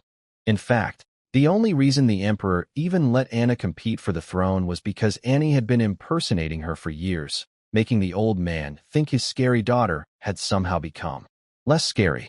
Without Annie's performance, Anna would still be locked in a tower somewhere, forgotten. The two shared everything. Same room, same information, same face, different fates. There was a catch, though. To overcome the natural revulsion everyone felt around Anna, Annie had undergone something called a blood fusion ritual. They'd cut their palms and mingled their blood together. Only someone who'd done this could be near Anna without feeling that gut-level disgust. Annie was one of very few people on the planet who could look at Anna's real face and feel nothing but gratitude. Well, gratitude was putting it mildly. What Annie actually felt was complicated, obsessive even. She loved Anna the way a moon loves its planet, completely, dependently, and with zero tolerance for anything that might change the orbit. He said, "I'm beautiful," Anna whispered, touching her mask. Annie's expression tightened, because in her mind, only SHE was allowed to think Anna was beautiful. That was their thing, their secret. Some random pretty boy waltzing in and saying the same words felt like someone breaking into their private world and rearranging the furniture. "Don't trust men's sweet talk," Annie said, wrapping her arms around Anna protectively. "He can't possibly care for you the way I do. Remember your last 3 fiancés? They said they loved you while secretly keeping mistresses and trembling at the thought of actually marrying you. I know. I never planned to be with any of them. But Leon seems different." Annie's danger sensors went to maximum alert. Different? Different? No man was allowed to be different in Annie's world. Different meant threat. Different meant someone trying to steal her sister away. "I'll prove to you he's just like all the others," Annie declared. "Annie, what are you planning?" "Just watch the results." Anna sighed and patted Annie's shoulder. "Fine. Do what you want. Just don't go too far. One of these 4 men will eventually become our fiancé," she said. "Our Because whoever Anna chose, it would probably be Annie doing most of the actual relationship stuff anyway. Anna herself had zero intention of falling in love. Love was a fairy tale for people whose faces didn't make children cry. No one will become our fiancé, Annie whispered after Anna fell asleep. No one. Great. So now I had a jealous shadow sister planning to sabotage me, and I didn't even know she existed. This game had so many hidden mechanics. Next morning, 5 o'clock sharp, I showed up at Katie's meeting point looking fresh, alert, and ready for duty. My 3 companions? They looked like zombies who'd been dragged out of their graves before the alarm went off. Cape was yawning so wide you could park a carriage in his mouth. Shu's eyes were at half-mast. Wilson was swaying on his feet like a drunk tree. These boys had never woken up before sunrise in their lives. The church bells hadn't even rung yet. Button your shirts. Stand straight. Look like royal guards, not hungover street performers, Katie barked, channeling every drill sergeant from my previous life. You are the face of your families and the face of Princess Anna. Act like it. The 3 stooges snapped upright so fast I heard spines cracking. Cape buttoned his shirt. Shus fixed his collar. Wilson fumbled with his decorative sword. Katie walked up to Wilson. His heart immediately started jackhammering because, oh no, he was thinking about last night. About walking in on me and Hera. About the scene. And now Katie was standing right in front of him, and his useless teenage brain was replacing Hera with Katie in that mental image, and his face was turning. The color of a ripe tomato. Katie stared at his blushing face with complete confusion, then looked down at his decorative sword, unclipped it, and dropped it on the floor with a clang. Guards don't carry toys. Follow me. We're picking real weapons. She led us to the armory. And oh, my God, the armory. The left wall was medieval Christmas. Daggers, longswords, bows, curved sabers, war hammers, battle axes. Enough pointy things to make a museum jealous. The right wall was steampunk paradise. Flintlock pistols, revolvers, rifles, and full steam-powered armor. Like Iron Man suits designed by Victorian engineers. I picked a revolver. Practical, reliable, fits in a coat. Perfect for a guy whose main survival strategy is shoot problems before they eat me. Cape grabbed a long sword and struck a pose like he was auditioning for a painting. Trust me, a traditional knight's blade better suits someone protecting royalty. Much more elegant. Then he looked at Wilson, who was holding a rifle almost as tall as himself, and burst out laughing. You look like a regular foot soldier. Where's the noble dignity? But it seems really useful, Wilson mumbled defensively. Ignore Cape, Shus said. Pick what works for you. Good advice. I'd rather have useful teammates than stylish corpses. We were just about to leave when we heard it again. That sound. The click, click, click that made 4 grown men simultaneously stop breathing and turn toward the door like meerkats detecting a predator. High heels on stone. She was coming. Morning came, and the princess showed up in a white court dress looking absolutely radiant. And I immediately knew it wasn't Anna. The other 3? Clueless. They were actually confused about why she suddenly seemed less terrifying. Hey, is it just me, or does she seem nicer today? Yeah, boys, that's because this is a completely different human being. But sure, keep thinking she just had a good breakfast. Shus dropped to one knee like a romance novel cover model. Your Highness, good morning. You are like the morning dew, refreshing to the soul. Cape pulled out an actual magic trick, made a rose appear from thin air. Your Highness, you're like a blooming white rose, radiant and pure. This man seriously used a pickup line he'd recycled from hitting on married women at dinner parties. On the princess. Incredible. Wilson hid behind my back and squeaked, gee, good morning. Still scared of the princess who wasn't even the princess. Amazing. Then, Anna, actually Annie, the shadow double, turned her attention to me. They all greeted me. Why didn't you say anything? Her voice was perfect. Same tone, same cadence, same cold authority. If I hadn't spent 1,000 days memorizing every detail of this game's characters, I'd have been fooled too. Even Katie, who knew the truth, stayed silent. Smart woman. She understood that in the pecking order of Anna's inner circle, Annie outranked her by miles. I'm your guard, Your Highness, I said calmly. My job is to follow and protect you, not to make small talk. Greeting you like a suitor doesn't match my role. The 3 stooges suddenly had a collective, oh wait, moment. Right. Guards. We're guards. Not contestants on a dating show. They scrambled back into formation so fast you'd think someone had fired a starting pistol. Annie studied me with those careful eyes. So this was the guy who made Anna lose sleep. Didn't look like much. She'd figure out my angles soon enough. For now, she'd watch. We spent the entire day following the fake princess through Anna's schedule. Every prayer, every meeting, every tedious minute. By dinner time, I was starving and the 3 boys were half dead. Guards couldn't eat with the princess, so we got sent to the servants' dining hall. Servants was generous, though. It was fancier than any restaurant I'd ever been to in my real life. Crystal chandeliers, white tablecloths, food that would make a food blogger weep. I ate, and I also took. Wilson watched me stuff cake after cake into my coat with growing concern. Leanne, you're going to ruin your uniform. Let me get you a plate. You can carry extras back to your room. Oh, yeah, good idea. You're so thoughtful. What Wilson didn't know was that the cakes weren't reaching my pockets.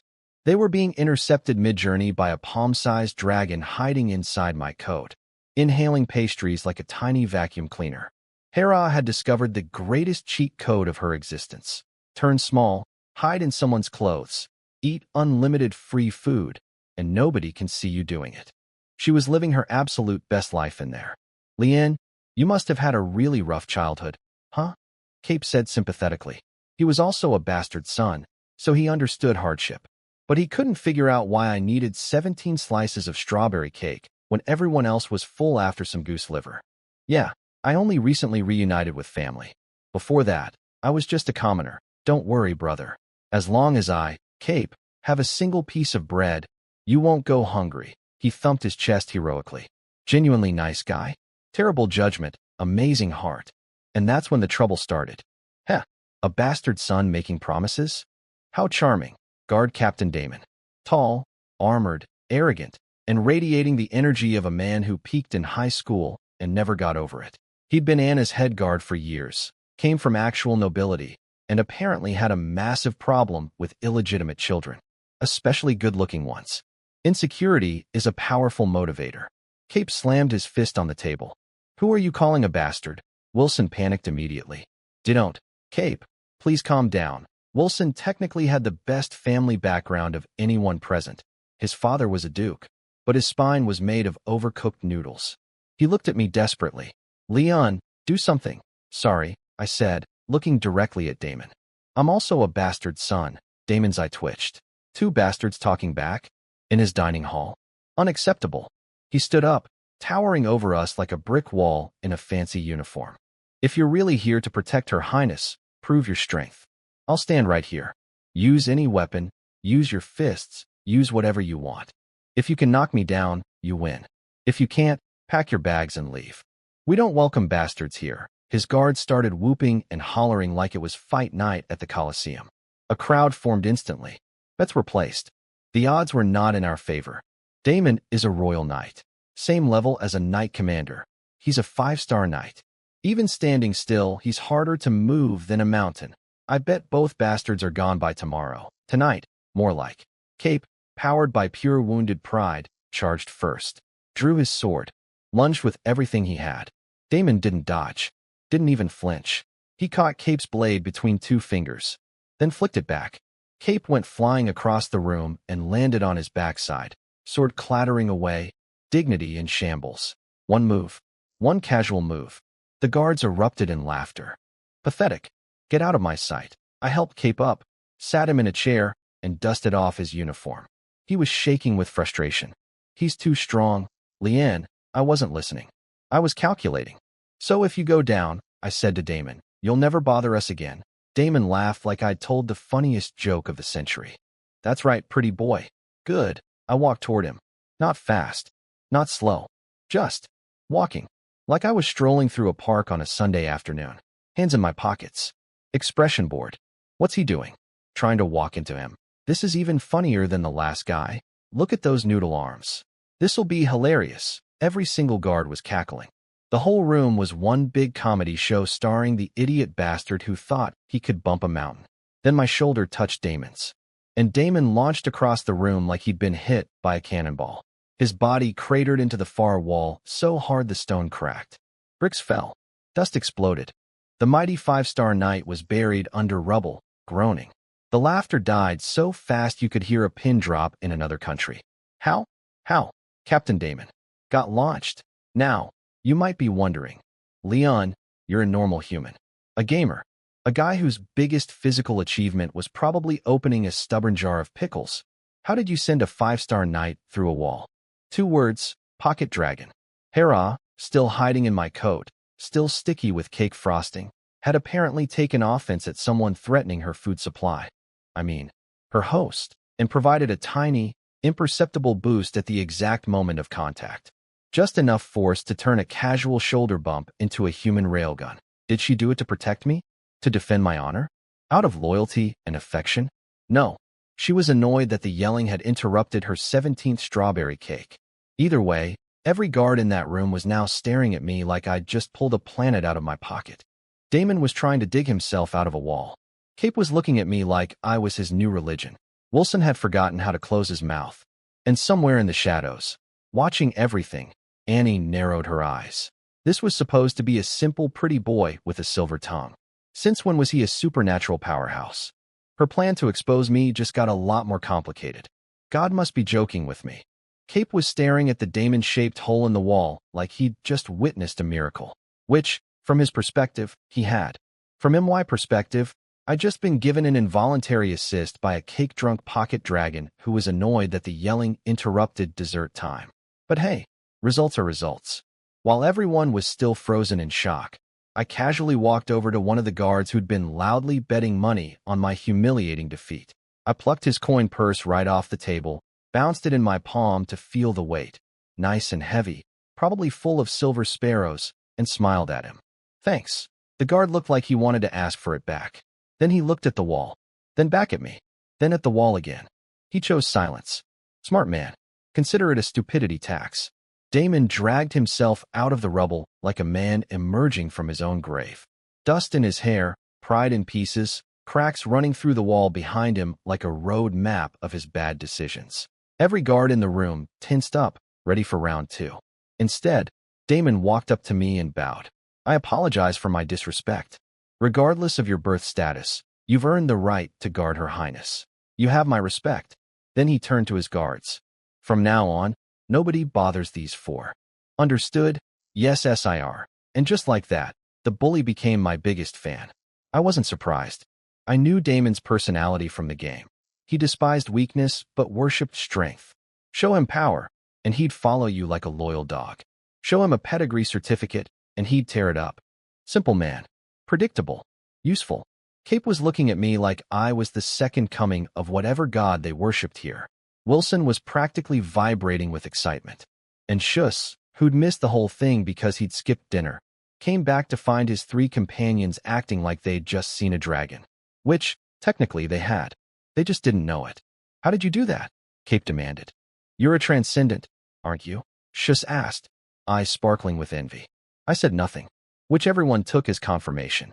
Much better than the truth.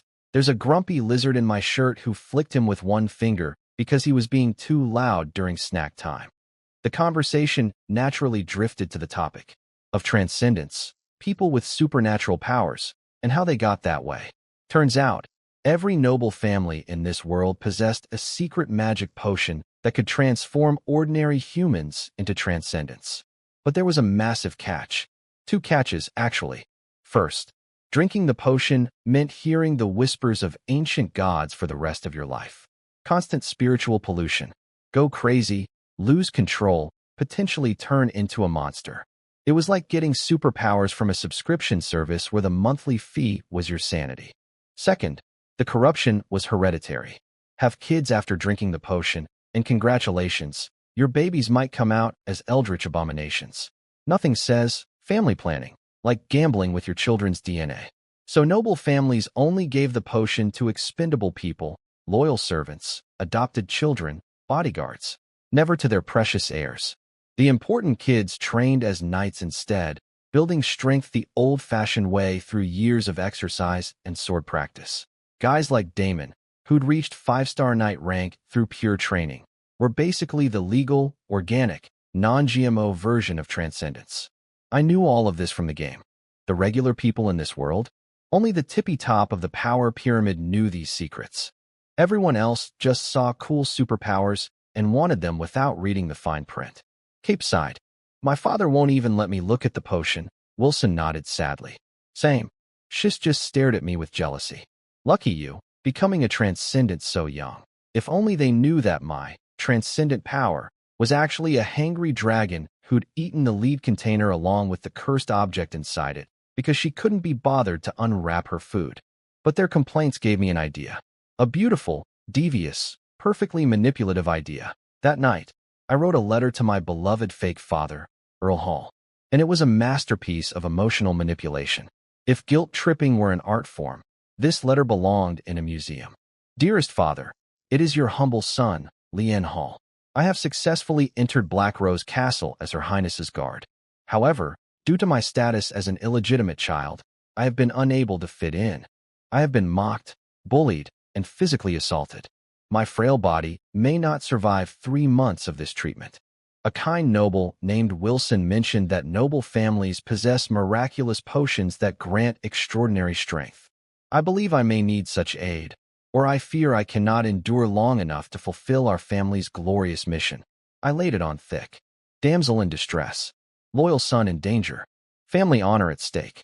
Every sentence was calculated to hit a different pressure point. I even threw in our family's glorious mission, because nothing motivates a scheming nobleman like reminding him of his own schemes. I attached the guard's coin purse as payment for express delivery. By morning, the letter was sitting on Earl Hall's breakfast table. Back at the Earl's manor, the response was predictable and hilarious. Simon, the Earl's actual legitimate son, my so-called brother who was secretly the real child of the Earl, and Jenny, read the letter first and exploded. Those filthy dogs. How dare they bully someone from the Hall family? Ah, Simon. Sweet, naive Simon. The guy had been secretly helping me this whole time. He'd arranged my etiquette tutor and even had the butler warn me about Anna's mask. He genuinely believed I was his long-lost blood brother. The irony was so thick you could spread it on toast. Earl Hall looked at his enraged son with the calm of a man who'd been playing chess since before Simon could walk. You're still so impulsive, Simon. But father, Lien represents our family. He shouldn't be treated. I know you care about your brother. I know you hired him a tutor. I know you told the butler to warn him about Anna. But Simon, we must think of the family. If Lien doesn't go, you go. If you don't go, one of your real brothers goes. Someone must be sacrificed. Simon deflated instantly. The old man saw everything. Every secret kindness, every behind-the-scenes favor. Nothing escaped this walrus. Butler, prepare a potion. Yes, sir. Wait. Father, you're giving him a potion? Simon's concern curdled into jealousy faster than milk in lemon juice. He'd been begging for a potion for 3 years. 3 years of groveling, promising, pleading. And his father was just going to hand one to the new guy? The guy who showed up 2 weeks ago with a cheap necklace? Father, I can serve the family too. I'll guard the second princess. Just give me a potion. The Earl shook his head slowly. When you become head of the Hall family, you'll understand the truth about potions. If they were so wonderful, why haven't I taken one myself? That shut Simon up completely. He'd never thought about it that way. Why hadn't his father, with all his resources and ambition, become a transcendent? What did the old man know that he didn't? The answer, which only I knew, was that the Earl valued his sanity and his bloodline more than superpowers. He'd happily sacrifice a fake son's mental health, but never his own family's genetics. Trust me, the Earl said, puffing his cigar. This gift will ensure Lien's absolute loyalty to our family. After all, it's the supernatural power every ordinary person dreams of. Oh, you beautiful, predictable old walrus.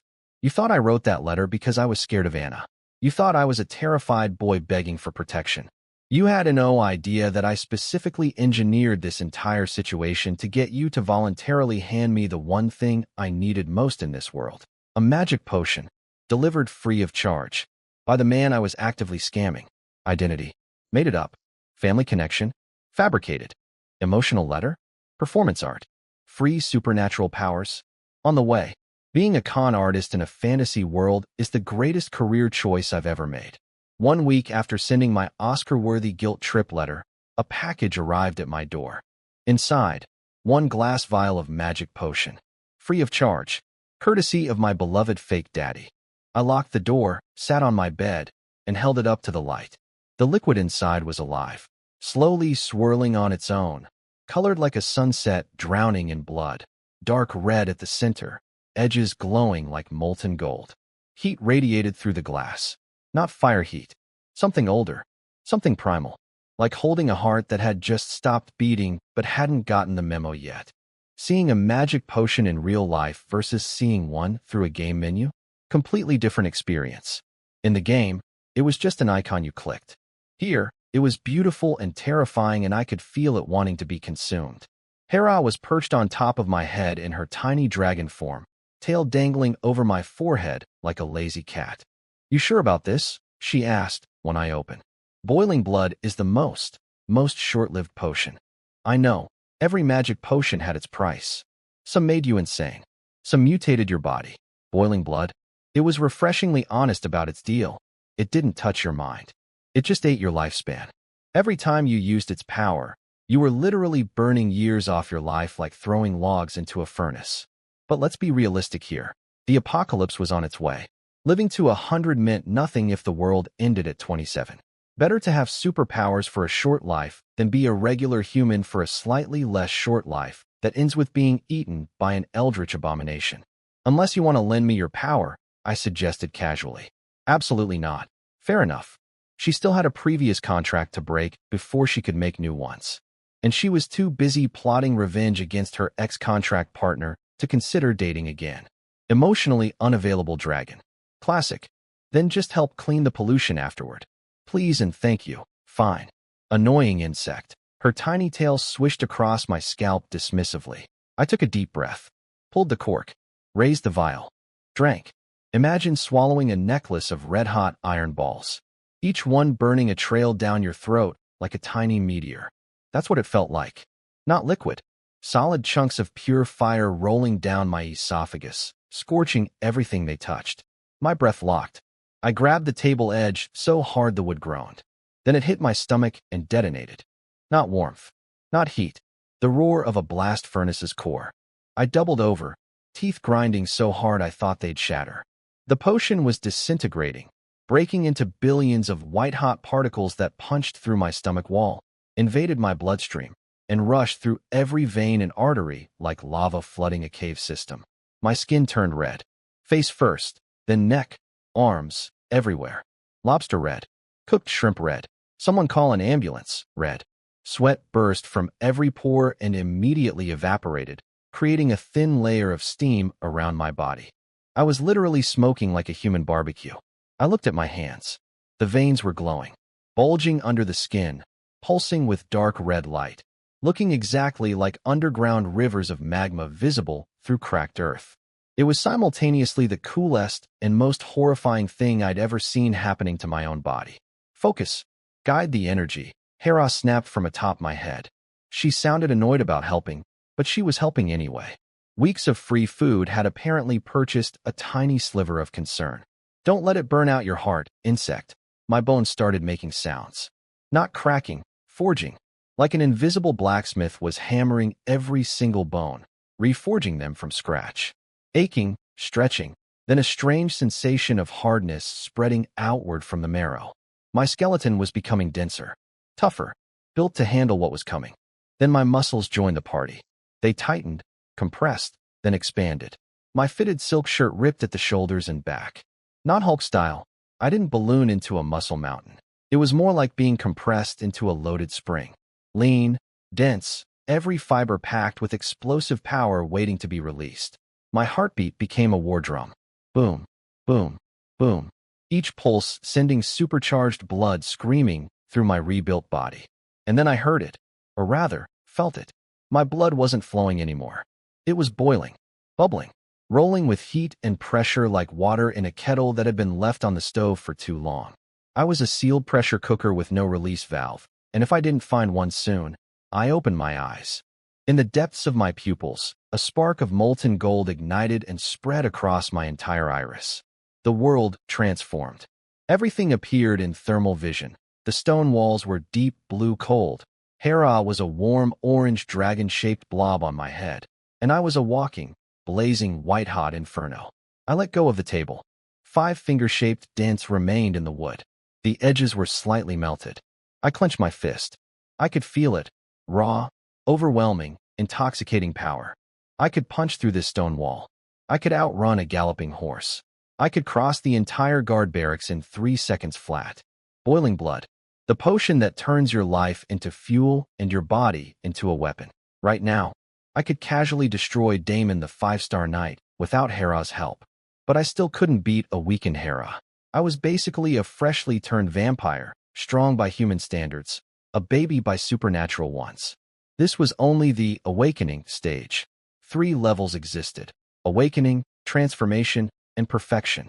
Reaching the next level required deep meditation, understanding the potion's core philosophy, or consuming rare catalysts like resonance crystals. I needed a teacher.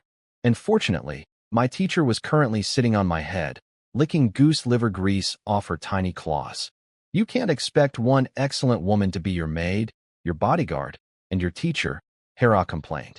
Humans are so greedy, always wanting this and that, and I placed a plate of premium goose liver in front of her face. Her lecture evaporated faster than sweat off my superheated skin. She popped the whole piece in her mouth and started talking with her cheeks full. To stabilize your current state, you need to meditate first. Yummy. To meditate, close your eyes and empty your mind. Not that delicious. Just okay. Imagine something that doesn't exist in this world. If you focus hard enough, you'll enter meditation quickly.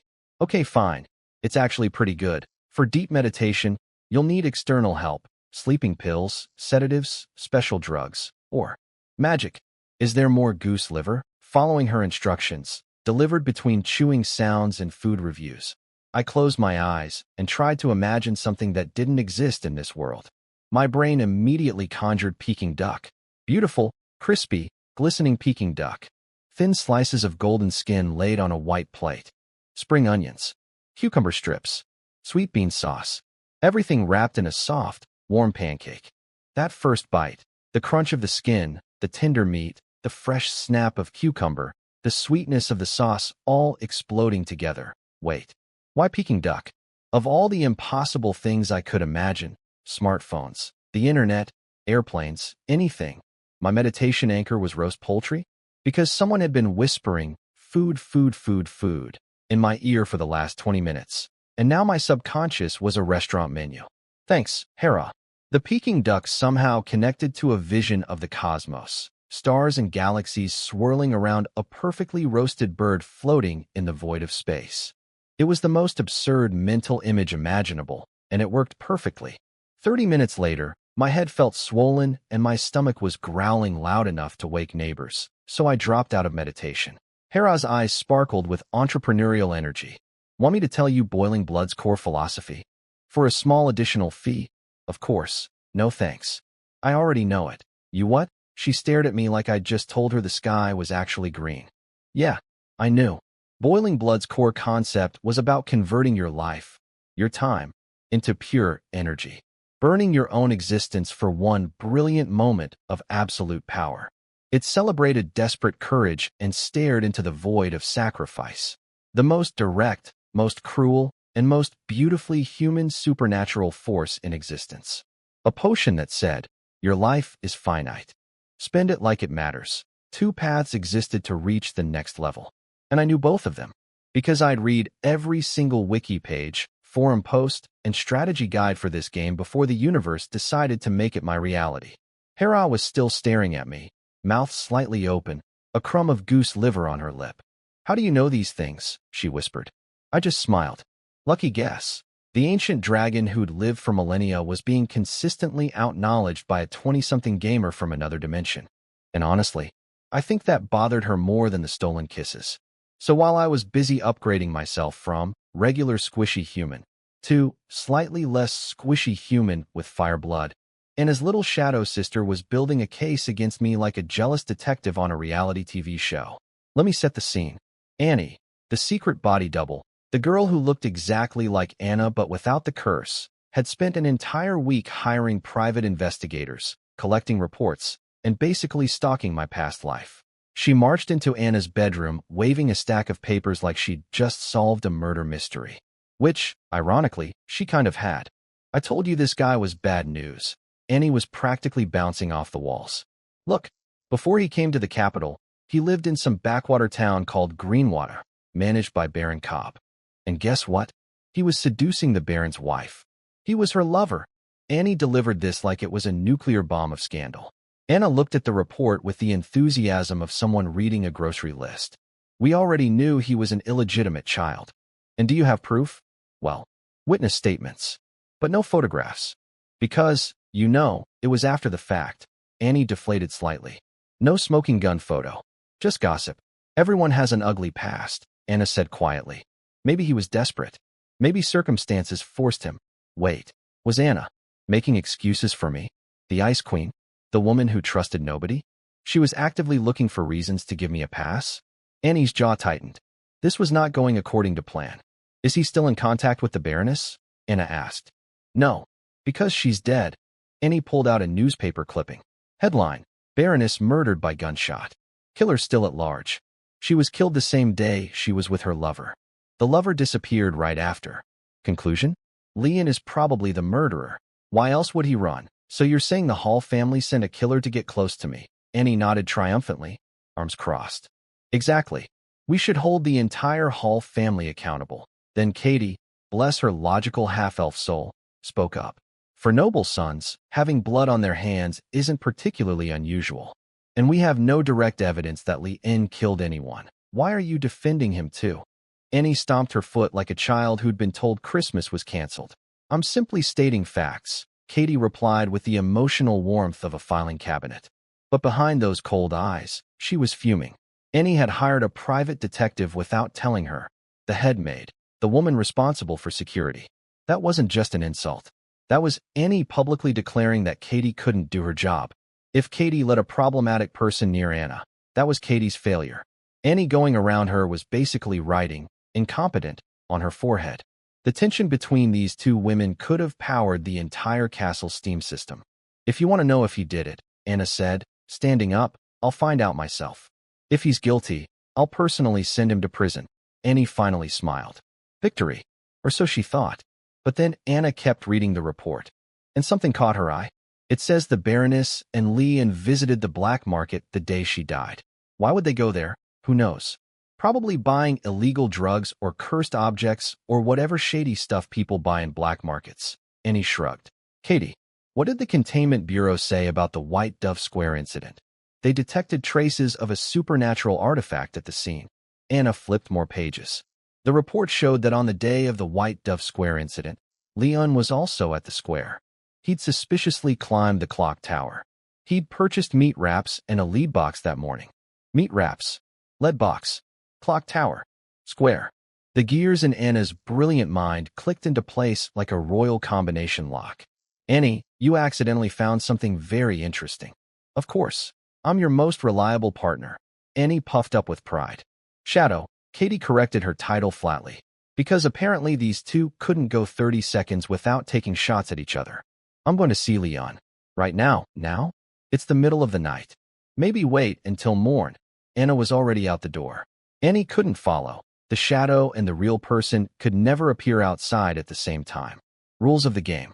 Congratulations, Shadow Miss, Katie said with a smile that contained approximately 17 layers of meaning. You did well. Katie had already figured out what Anna was thinking. And it wasn't, Leon is a murderer. It was, Leon might be the mysterious person who saved me. Annie, still clueless about the beautiful disaster she'd just created, puffed up her chest at Katie. Next time, screen people more carefully before letting random strays near Her Highness. Understood, of course, Shadow Miss. I'll remember. Katie's smile could have cut glass. Meanwhile, I was in my room, freshly powered up, probably still smelling like steam and boiled blood, when someone knocked on my door. Late at night. Unexpected. I shoved Hera into my coat. She grumbled something about personal space and human sweat, and opened the door. Standing there was Anna, in a pure black court dress, so perfectly tailored it looked painted on. High rough collar framing her jawline like she'd been carved from ice by a master sculptor.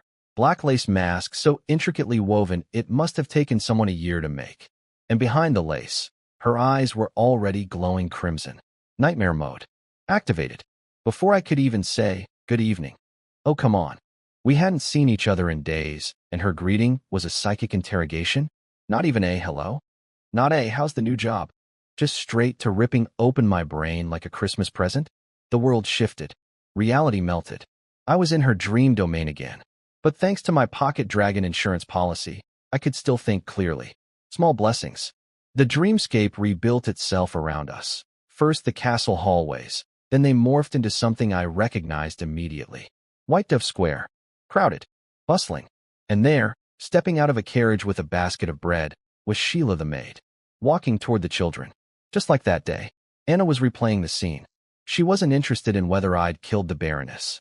She wanted to know if I was the one who'd saved her. And more importantly, why?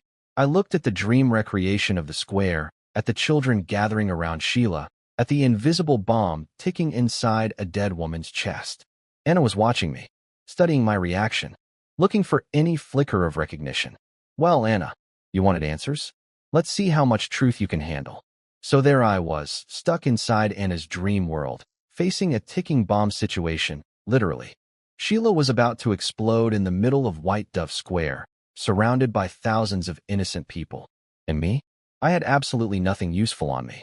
No magic watch, no weapons, no plan. But then my beautiful brain kicked in. See, this is a dream. Nothing here is real. Which means the rules are whatever Anna believes they are. So I reached into my pocket and pulled out a random silver coin. Just a regular, boring coin. But I opened my mouth and started selling it like a street merchant on his best day. This coin, I announced dramatically, is a one-time extraordinary item that can stop time for 3 seconds. I even explained exactly how it works, because Anna needed to believe it so she'd make the dream cooperate. Pretty clever, right? I basically tricked the dream master into giving me superpowers using nothing but confident nonsense. Anna started questioning me, of course. She wanted to know how I knew about the explosive curse inside Sheila. Here's the thing about her nightmare ability. Anyone trapped in it supposedly tells the truth 100% of the time. What she didn't know is that I'm apparently the exception to that rule. So I mixed truth with lies like a bartender making cocktails. I told her the revelers planted the curse, that Baroness Cobb told me about it, that we went to the black market together to buy that special coin. All half true, half fabricated garbage. And since the Baroness was already dead, nobody could contradict me. Sorry, ma'am, but you're my alibi from beyond the grave now. Then Anna asked the big question, why did I do all this? For you, Your Highness, I said, putting on my most sincere face. Because you once saved me. And because I love you. Yes, I actually said that. Out loud. To the most powerful witch in the Empire. Inside her own dream. Look, desperate times call for desperate romance. Before she could process my love confession, I threw the coin into the air and yelled, time stop, like some anime protagonist. Anna actually played along and froze everyone in the square. I walked through the frozen crowd like the coolest person alive, ripped open Sheila's chest, pulled out a crystal heart thing, shoved it in a lead box, and saved the day. Then I grabbed Anna's hand and ran. Just grabbed it and pulled her through the crowd. The Empire's greatest weapon, the born witch, the living blade of the nation, and I was dragging her by the hand like a boyfriend late for a movie. I could feel her staring at my back. I think something in her frozen heart cracked a little. But the dream wasn't over yet. Anna had one more test. She transported us to Greenwater Town and brought back the Baroness, alive. The Baroness confessed her love, begged me to be with her, and even started taking off her dress. Now listen, I'm a young man with eyes, but I knew exactly what was happening.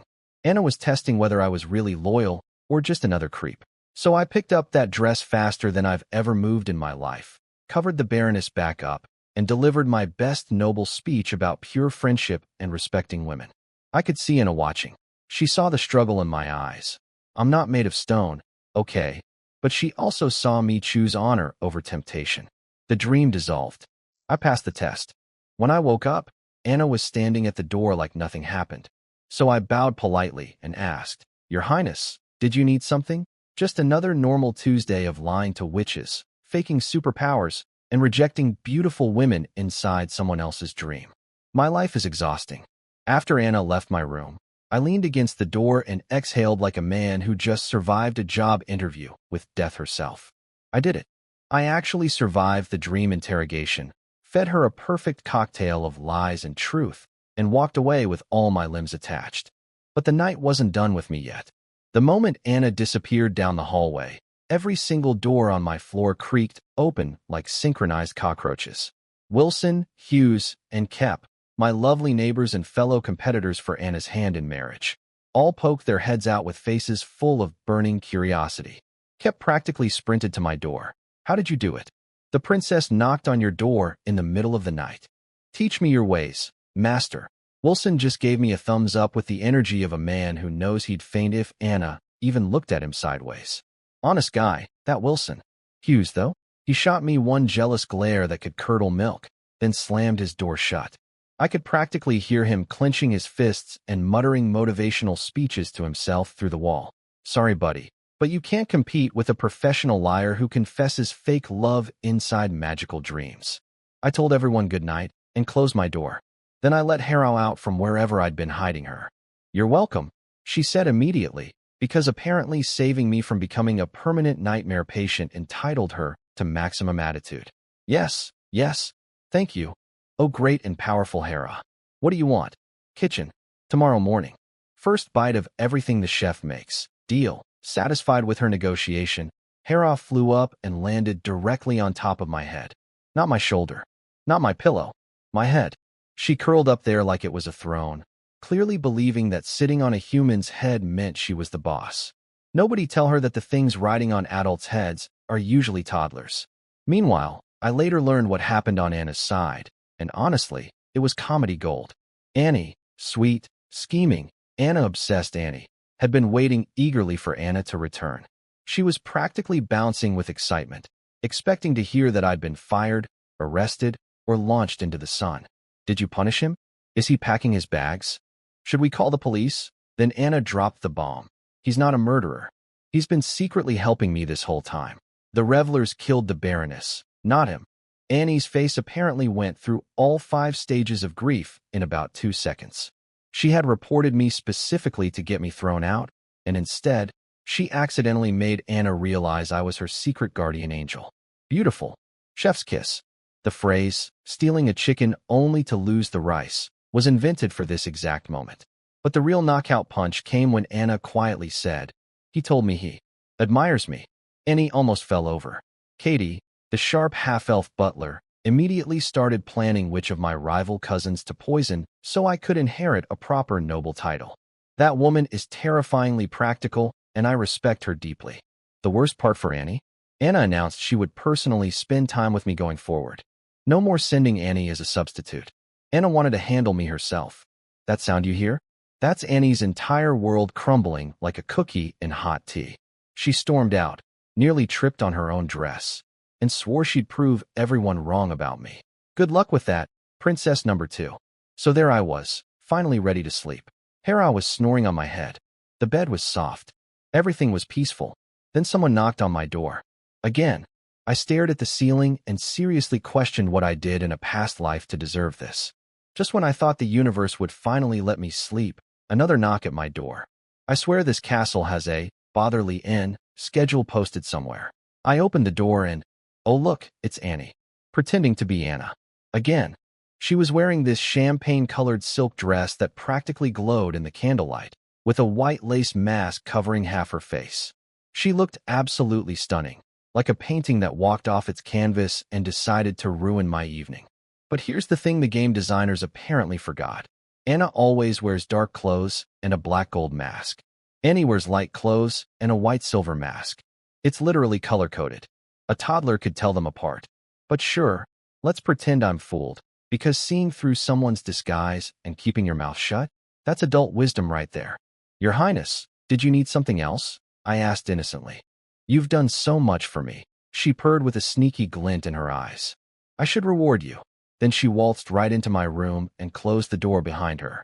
Next door, poor Wilson witnessed the whole thing and nearly had a heart attack from excitement. I could hear him jumping around his room like a happy frog, praising the sun god and celebrating because he thought I'd already won Anna's heart. In his mind, This meant he could safely survive 3 months and go home without marrying the princess whose fiancés keep mysteriously dying. Honestly, I can't blame his logic. Back in my room, Annie pushed me onto the bed. Bold move, honestly. She started unbuttoning my uniform collar while whispering dangerously close to my face about how every one of Anna's fiancés had died from a curse. "Aren't you afraid?" she breathed. "Why would I be afraid?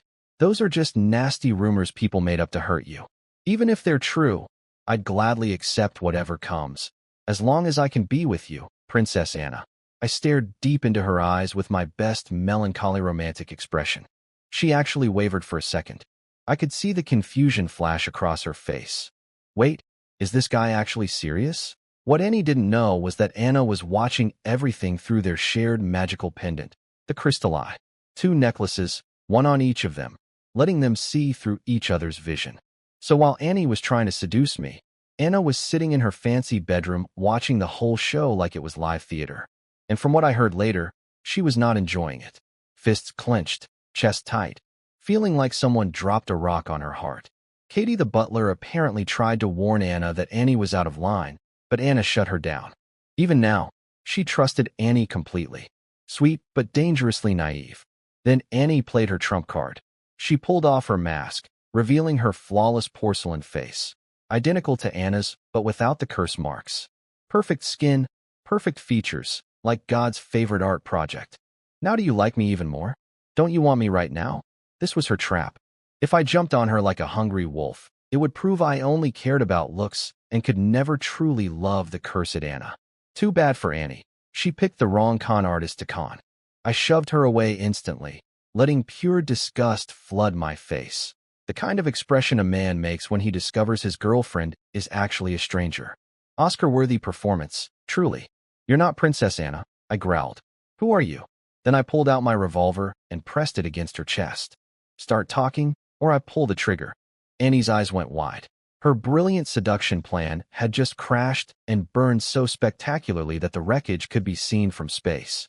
She came here to expose me as a fake, and instead, I just proved my loyalty is bulletproof. Sometimes the hunter becomes the hunted, sweetheart.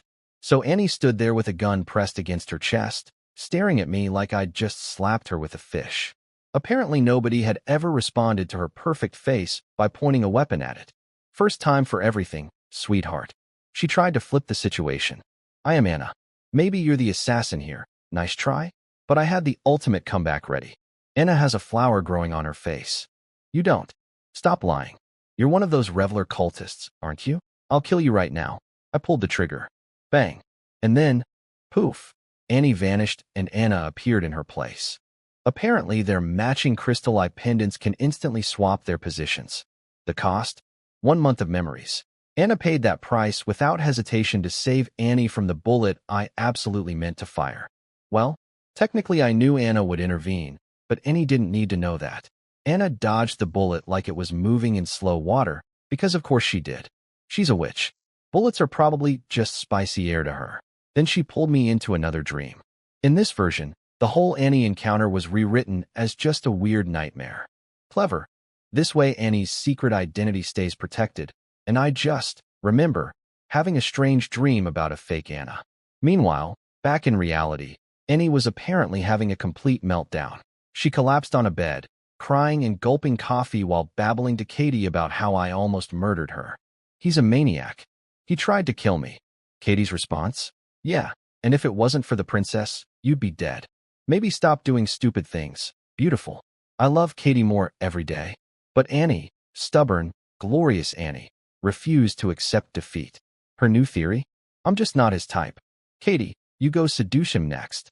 You're a half-elf. No man can resist you." Katie said no. Annie called her a coward. Katie told Annie she has no authority to give her orders. Annie called Katie a damn half-elf. Katie grabbed Annie's coffee cup and poured it out right in front of her just to be petty. These two are an absolute circus, and I wish I could sell tickets. Now here's where things got interesting. While I was sleeping in my room after the dream, Anna sat down on my bed and watched me. Just sat there, studying my face like I was some kind of puzzle she couldn't solve. She whispered, "You really surprised me," and started to leave. That's when my hand, totally by accident, completely involuntary, definitely not calculated at all, grabbed hers. And my sleeping mouth said, "Don't go, Anna. I love you." She froze. Her face turned red. She leaned in close and poked my cheek with her finger to check if I was really asleep. I gave her absolutely nothing. Professional-grade fake sleeping. Years of practice. Then the most magical accident in history happened. Anna stood up, stepped on her own dress, something she apparently hasn't done since she was 5, and fell face-first onto the bed. Her lips landed directly on mine. I repeat, a 1,000-year level which accidentally kissed me because she tripped on her skirt. It took every molecule of willpower not to bite those jelly-soft lips. But I held still like a champion. She got up, panicked, walked to the door, then came back. She took off her crystal eye pendant so nobody could watch, leaned down, and kissed me again. On purpose this time. "This is your reward for not falling for Annie's seduction," she announced to my sleeping body. Then she practically sprinted out of my room. I waited until she was gone, then shot up from the bed like a spring. Hera crawled out from my shirt with the most serious expression a tiny creature can make. "Based on my observations," she declared, "you're finished." "Finished? Why?" She just stared at me. "You've been targeted by a terrifying witch," Hera announced like she was delivering a death sentence. "Excuse me? You're calling Anna terrifying?" "According to the game lore, you rank higher than Anna on the scary witch leaderboard. You're literally in the top 3. Glass houses, Hera. Glass houses." Then she squinted at me suspiciously. "Wait, why do you look so happy? You actually enjoyed that kiss, didn't you? Do you have some kind of weird fetish?" "Absolutely not," I said with maximum dignity. "What just happened was a carefully calculated test, and I passed it perfectly. Anna now trusts me completely. This means we can form an alliance against the revelers. Everything is going according to plan." Hera flicked her tail. "Fine, but drop the maid nickname. I brought you into the extraordinary realm. So from now on, call me Instructor Hera." "Yes, Instructor Hera. So what should I do to get stronger quickly?" "Sleep. Right now. Good mental health is the best defense against losing control of your powers." Then she stole my pillow. Just claimed it like a tiny furry landlord. "This is MY territory. You sleep somewhere else." I didn't argue. Once she falls asleep, she's basically a dead pig anyway. I can toss her wherever I want. But honestly, sleeping was hard. This was my first night as a supernatural being. Back in my original world, superpowers only existed in movies and novels. Now I actually had powers. My brain was buzzing like a kid on Christmas Eve who just discovered Santa is real and lives next door. Still, I forced myself to sleep. Tomorrow was going to be a big day. Morning came, and Katie marched us to the financial office to meet Mrs. Wheeler, Anna's accountant. She was this adorable round-faced old lady who looked like a friendly apple with glasses. Katie introduced us with, "These 4 are the new guards. Just give them the standard pay. They don't really need money. They're all from noble families." "Don't need money? Noble families?" "Katie, I'm literally a broke transmigrator pretending to be an aristocrat. Every coin matters to me." But I kept my mouth shut and stood in line like a good employee. We each got 10 gold pounds per week. Sounds decent, enough to support a middle-class family comfortably. Of course, my loving grandfather Earl Hall sends me 250 gold pounds monthly, expecting absolute loyalty in return. In his mind, spending that much money should buy obedience even from a dog, let alone a grandson. Joke's on him. This dog bites. When Mrs. Wheeler handed me my first paycheck, I felt something stir deep inside. That familiar paycheck dopamine. Some things transcend dimensions. The joy of payday is universal whether you're an office worker or a fake noble guard in a fantasy empire. Wilson was the most excited of all of us. He's the 16th son of Duke Constant. No inheritance rights, 15 older brothers above him, 0 expectations from anyone. Poor guy just wanted a stable job. I patted his shoulder and told him his father must believe in him. He smiled like a puppy who just got a treat. After payday, things got serious. Today was the Sun Thanksgiving Festival, a massive imperial holiday where all royal children must attend Mass at the Grand Cathedral. There's also a huge ball tonight. Katie lined us up behind Anna's procession, and we marched towards St. Vitus Cathedral. The morning light turned the whole building into a burning mountain of stained glass and gold. Thousands of citizens packed the streets, standing on tiptoes, craning their necks to catch a glimpse of the royal family. And then, for the first time ever, all 4 imperial princesses appeared together in public. I tightened my grip on my weapon and kept my eyes sharp, because if my game memories were correct, the revelers were absolutely going to cause trouble during this festival. Payday and potential terrorism. What a Thursday! Today was the Sun Thanksgiving Festival, which meant all 4 imperial princesses had to march through the city to the Grand Cathedral for Mass. I got to walk behind them as a guard, which gave me a front-row seat to the most dramatic fashion show in imperial history. First up, Princess Ellie, the eldest. Fire-red hair, dark velvet dress embroidered with golden roses, walking like she personally invented the concept of beauty. The crowd went absolutely insane for her. People were literally screaming they'd rip their own hearts out for her. She glanced back at Anna with the kind of look you'd give a bug on your shoe. Classic eldest sibling energy. Then there was Saya, the second princess. Soft yellow dress, warm smile, genuinely waving at poor people on the roadside. She was the people's princess, more fans than Ellie by sheer numbers, but less political power because her supporters were commoners instead of old money aristocrats. She looked like a walking ray of sunshine, the type who'd adopt every stray cat in the kingdom. Third was Isabella. Blue dress, razor-sharp posture, zero interest in the cheering crowd. This woman invented the steam engine and some kind of mechanical computer. Basically the Empire's genius engineer. Only problem? She secretly follows the knowledge sect, which the official Sun Church considers heresy. I could practically see her sweating about entering a holy cathedral without bursting into flames. And then, silence. The cheering died like someone pulled the plug on a speaker. The crowd went cold. Anna walked out last, alone, separated from her sisters by a gap wide enough to park a carriage in. Black dress, black pearls, black gold crown, silver mask covering her cursed face. She looked like a dark queen from a Gothic painting, beautiful and terrifying in equal measure. A few brave souls tried shouting support. Princess Anna, we believe in you, but they were immediately shushed by everyone around them. She's a disaster star. She's a witch. She belongs on the gallows, not in a cathedral. The irony is thick enough to chew. Anna defended the northern border, recovered critical technology blueprints, kick-started the Industrial Revolution, and ran charity programs for 3 straight years. But none of that matters because she's a witch. And the cruel joke? She couldn't have done any of those things without being a witch. My fellow guards were whispering behind me. Kep muttered, I bet our princess is the least popular princess in history. Wilson nervously told him to shut up. Hughes just admired how glamorous the other 3 sisters looked. Anna could hear every single word. Witch-level hearing means nothing escapes her. Not the crowd's hatred, not the guards' complaints, not one whispered insult. So I spoke up, just loud enough for her supernatural ears to catch. In my heart, Princess Anna might not be perfect, but she's the most special existence. Beautiful, powerful, and one of a kind. I saw the tiniest smile appear on her lips. She didn't look at me, but I knew she heard it. And sometimes that's enough. We finally entered the cathedral. Massive stained glass, whale-fat candles, paintings of creation and doomsday on the ceiling. The whole dramatic package. The emperor sat at the highest seat, smiling proudly at his 3 older daughters, then freezing when he saw Anna. Even her own father looked at her like she was contaminating the holy air just by breathing it. Father of the Year, everyone. Standing ovation. The Pope stood at the altar in his white gold robes, ready to begin the ceremony. Everything was solemn and grand and boring. Then Anna stepped closer, and the Pope collapsed. Just dropped. Straight down.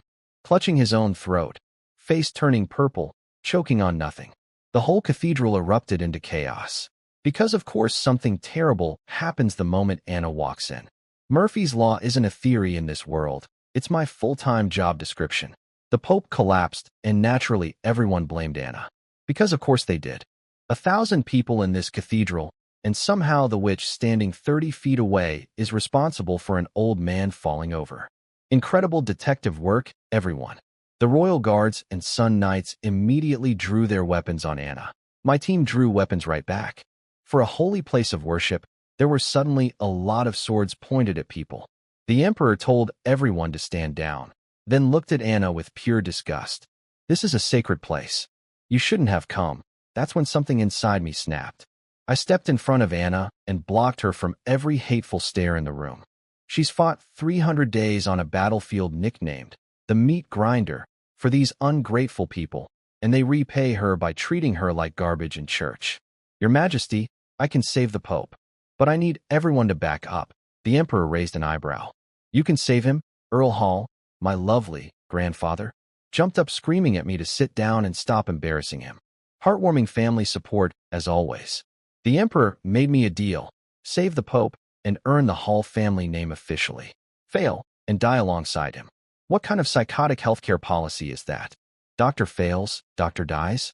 No wonder this empire has problems. But I accepted because I had a plan.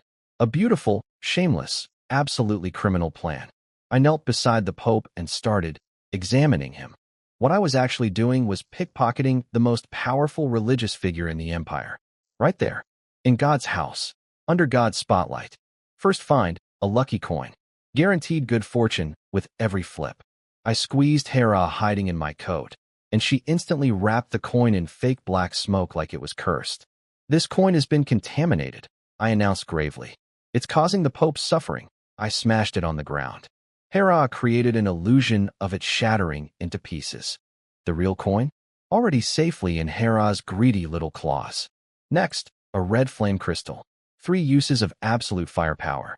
Squeeze Hera, black smoke effect, gasped from the audience. Also contaminated. Extremely dangerous, smashed. Stolen. Next, a blue sea conch that lets you read minds. Squeeze, smoke, shock. Contaminated beyond repair, smashed. Pocketed. Thank you very much. Someone in the crowd literally made a heartbroken noise watching me destroy these priceless treasures. I pretended not to hear.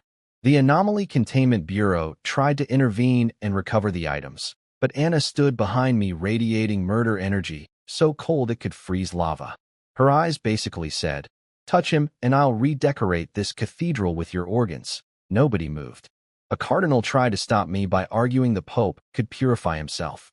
I hit him with, "Unless you want the Pope to stay unconscious because you've been eyeing his position." The cardinal turned red and retreated. Checkmate. Then my hand reached the Pope's staff, the staff of authority. The big prize. And that's when I felt it. The Pope's eyelids twitching. This old fox was awake. He'd been faking the whole time. His entire collapse was a scheme to frame Anna and get her executed. But now I was about to steal his staff on live television, and he had a choice. Keep pretending to be unconscious and lose his most prized possession, or wake up and admit he's fine. He chose his staff. His eyes flew open, and he snatched it from my hands like a toddler protecting his favorite toy. This is mine. Nobody takes it. The crowd erupted in celebration. The Pope is saved. The boy did it. Even Earl Hall stood up proudly yelling, "That's my son." Funny how fast family love appears when there's glory involved. Everyone praised me as a hero.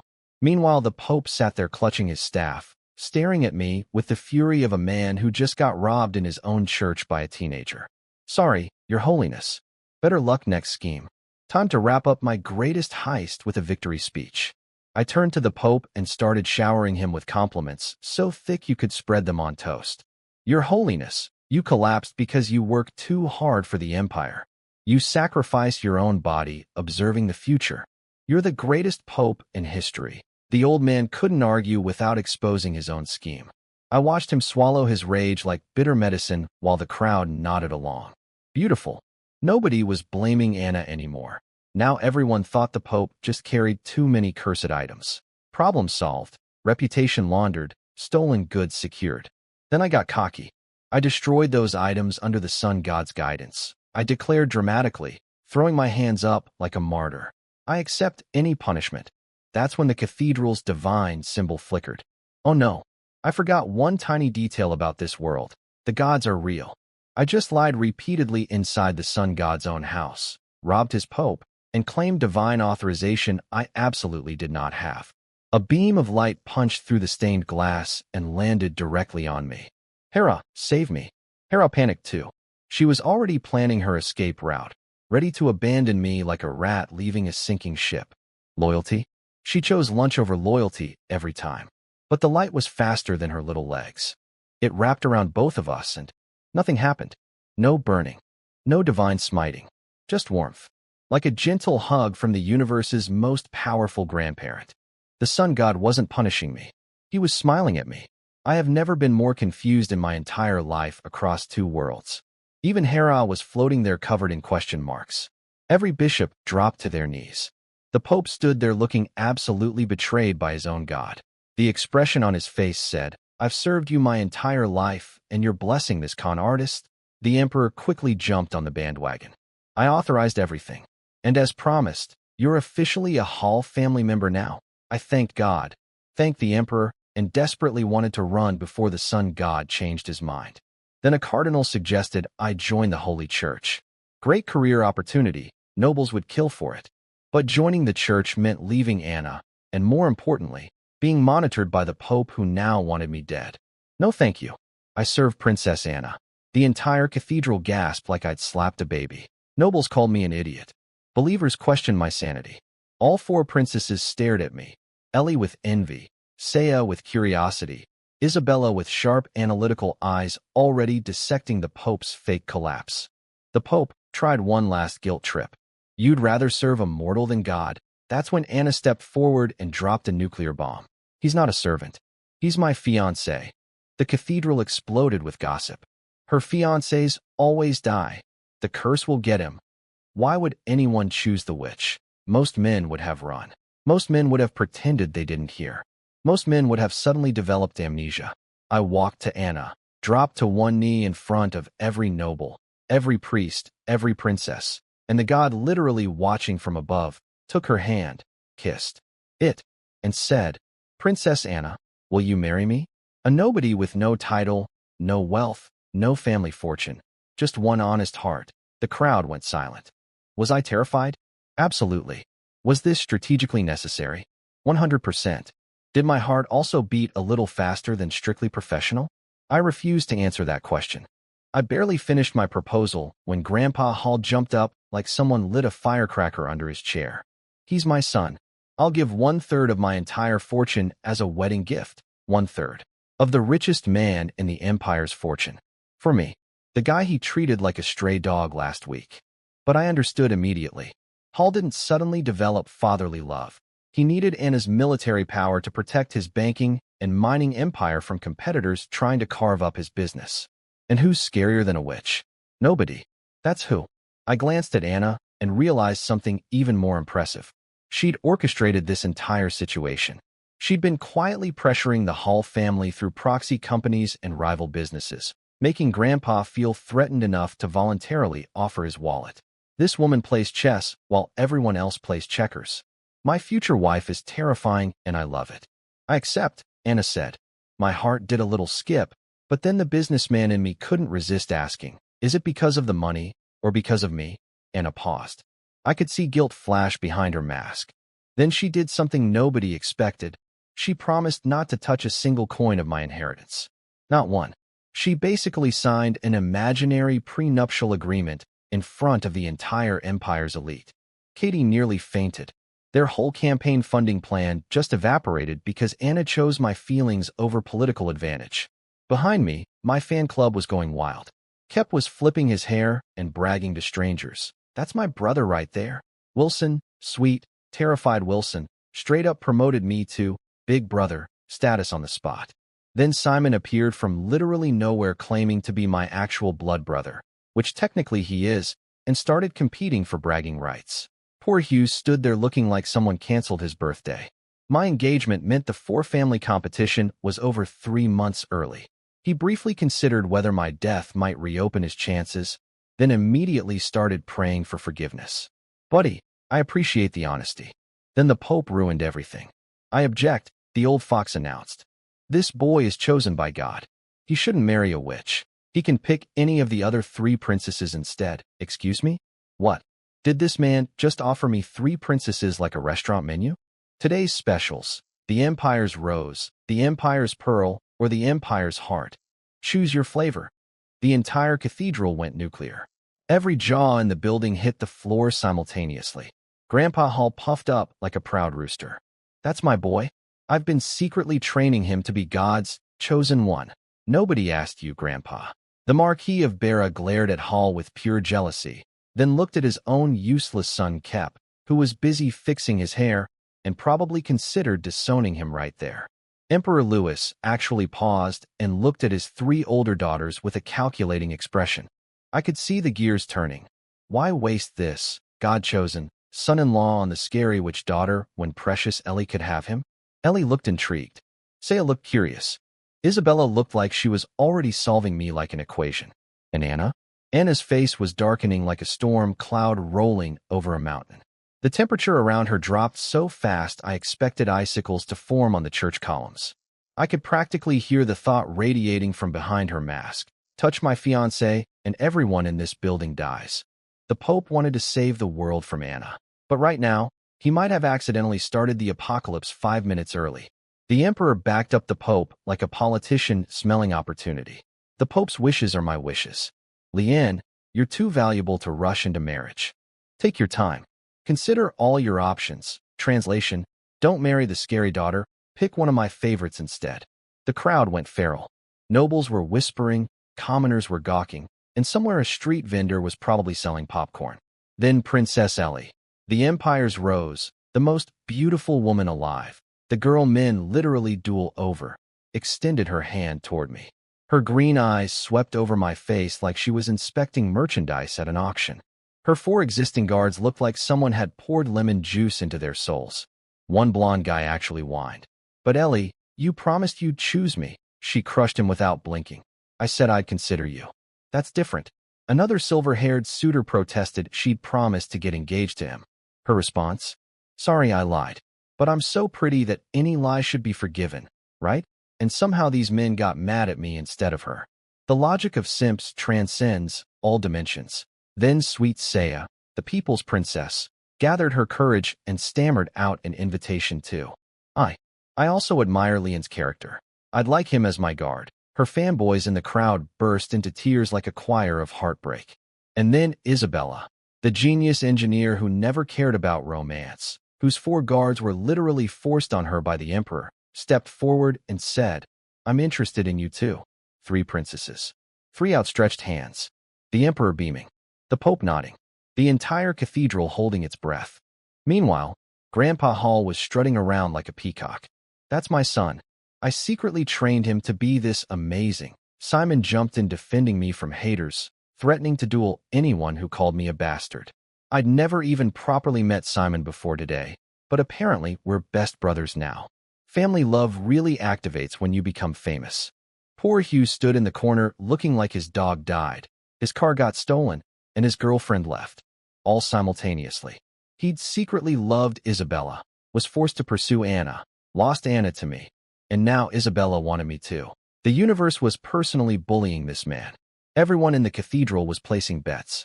He'll pick Ellie. No, Saya, Isabella, obviously, and then, unanimously, he definitely won't pick the witch. Every word landed on Anna like a brick.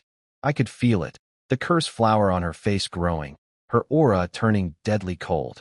She'd never competed with her sisters for anything except the throne. She'd spent her whole life knowing that anything she wanted would be taken away. And now they were trying to take me. I watched her hands trembling behind that silver mask, and something inside me made a decision that had nothing to do with strategy. I pulled a gold wire from my uniform collar, twisted it into a ring, took Anna's hand, and slid it onto her finger. In case anyone didn't hear me the first time, Princess Anna, will you marry me? You are, and always will be, my first choice. Anna looked down at the makeshift ring. Behind her mask, her eyes were wet. The cathedral erupted. Shock, disbelief, outrage, I heard none of it. In that moment, my world was exactly 1 person wide. Somewhere in the crowd, a reporter snapped a photograph. I didn't know it then, but that picture would end up in the Imperial Museum someday, with a plaque reading, the Savior and his first wife, the proposal, first wife. First, someone in the future clearly knew things about my love life that I wasn't ready to think about yet. Ellie could not believe it. The most beautiful woman in the Empire, the girl men literally sword fight over, got rejected. By me. For the monster, her face turned redder than her hair. Is it because I'm not pretty enough? Not perfect enough? I looked her dead in the eyes and said, Your Highness, you're very beautiful. But in my heart, Anna is 100 times more beautiful than you. The cathedral exploded with laughter. Not polite chuckling, full-bodied, tears streaming, knee-slapping laughter. Nobles were wheezing. Someone called it the funniest joke of the decade. Even Grandpa Hall winced like I'd stepped on his foot at a formal dinner. But I meant every word. Well, strategically meant every word. Same thing. Ellie masked her humiliation behind a cold smile and whispered to Anna as she passed, "Everything you love, I'll take. You'll end up with nothing." Charming. I can see why the Empire adores her. She's basically a beautiful rattlesnake in a silk dress. Fun fact I learned from the game. Ellie and Anna share the same mother. Their mom developed severe depression after Anna's birth and eventually took her own life. Ellie blamed Anna for everything. So underneath that gorgeous exterior lives a grudge older than most buildings in this city. Saya handled the rejection like the professional actress she is. "I admire your principles," she said sweetly, smiling like a saint. "But I know better. This girl is a tea ceremony master of manipulation. Every gentle word is calculated for maximum political gain. Her mother trained her well." Isabella was the interesting one. "You rejected me too, and that hurts," she said in a voice so flat you couldn't detect a single emotion with laboratory equipment. Then she warned me about the witch's curse, which gave me the perfect opening. "Anna isn't just a witch," I declared loud enough for everyone to hear. "She's the Empire's guardian. She's God's savior sent to protect us all, even when everyone misunderstands her." Anna stared at me like I'd just told her the sky was green and gravity goes sideways. Nobody had ever called her a savior. She'd spent her entire life being called a monster, and here I was rewriting her entire identity in front of the nation's elite. What she didn't know was that behind her mask, something was shifting. The girl who'd wished for the apocalypse countless times was suddenly thinking maybe, just maybe, she could try being nice to this world. For me, I'm either the greatest influence in her life or the most dangerous. Probably both. Kep and Wilson were shipping us like fans at a drama premiere. They're actually kind of cute together. Hughes just stood there radiating misery because Isabella, his secret crush, had publicly reached for me instead of him. The Emperor looked at me like he wanted to crack open my skull and inspect the contents. The Pope stared at me with barely concealed fury. But then something shifted in the old fox's eyes. The hatred melted into something far more terrifying, enthusiasm. I watched him do the mental math in real time. His original plan to frame Anna failed. But now he had a better idea. Raise me up. Make me famous. Turn me into the Empire's golden boy. Then let me die from Anna's curse. If God's chosen one dies because of the witch, the entire Empire would demand her execution. He wanted to make me the Empire's biggest celebrity just to turn me into a martyr. And the title he was already cooking up in his wrinkly brain? Holy Son of the Sun Church. The Pope looked at me with the warmth of a man who just found the perfect weapon.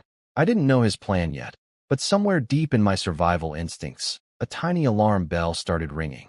1 second I was standing in the crowd minding my business. The next I was yanked through the air like a rag doll and slammed next to the Pope. The old man grabbed my wrist with a grip that reminded me. Oh right, this guy is a top-tier supernatural being. I'd been so busy robbing him that I forgot he could crush me like a grape. My brain screamed. He's going to kill me in front of everyone as revenge. But no. The Pope turned to face the entire cathedral and unleashed the performance of a lifetime. Behold, his voice echoed off every stone wall. God has sent a new sign. This young man is chosen by the divine. From this day forward, he is the Holy Son of the Sun Church. He shall purify corruption and lead the Empire into a glorious future. The silence lasted exactly 2 seconds. Then the cathedral detonated. Commoners dropped to their knees weeping. Farmers' wives were screaming. Holy Son, noble families exchanged panicked glances, trying to read the Emperor's face for instructions on how to react. It was beautiful chaos. And me? I was standing there thinking, what in the absolute circus is happening? Hundreds of candles blazing, gemstones on the Pope's crown throwing rainbow light everywhere, stained glass painting me in colors I couldn't name, and every single eyeball in the building locked onto my face. So this is what being famous feels like. Honestly, kind of awesome. Also terrifying. To cope, I grabbed the Pope's bony hand and waved it at the crowd like we were best friends at a parade. The old man's eye twitched. I don't think anyone had ever used the Pope as a hand puppet before. I scanned the room for reactions. The Emperor sat frozen on his throne, staring at me with the warmth of an ice sculpture. He was furious I didn't choose Ellie, and now the Pope had just promoted me without his permission. Political power struggle? Right above my head. Cool, cool, cool.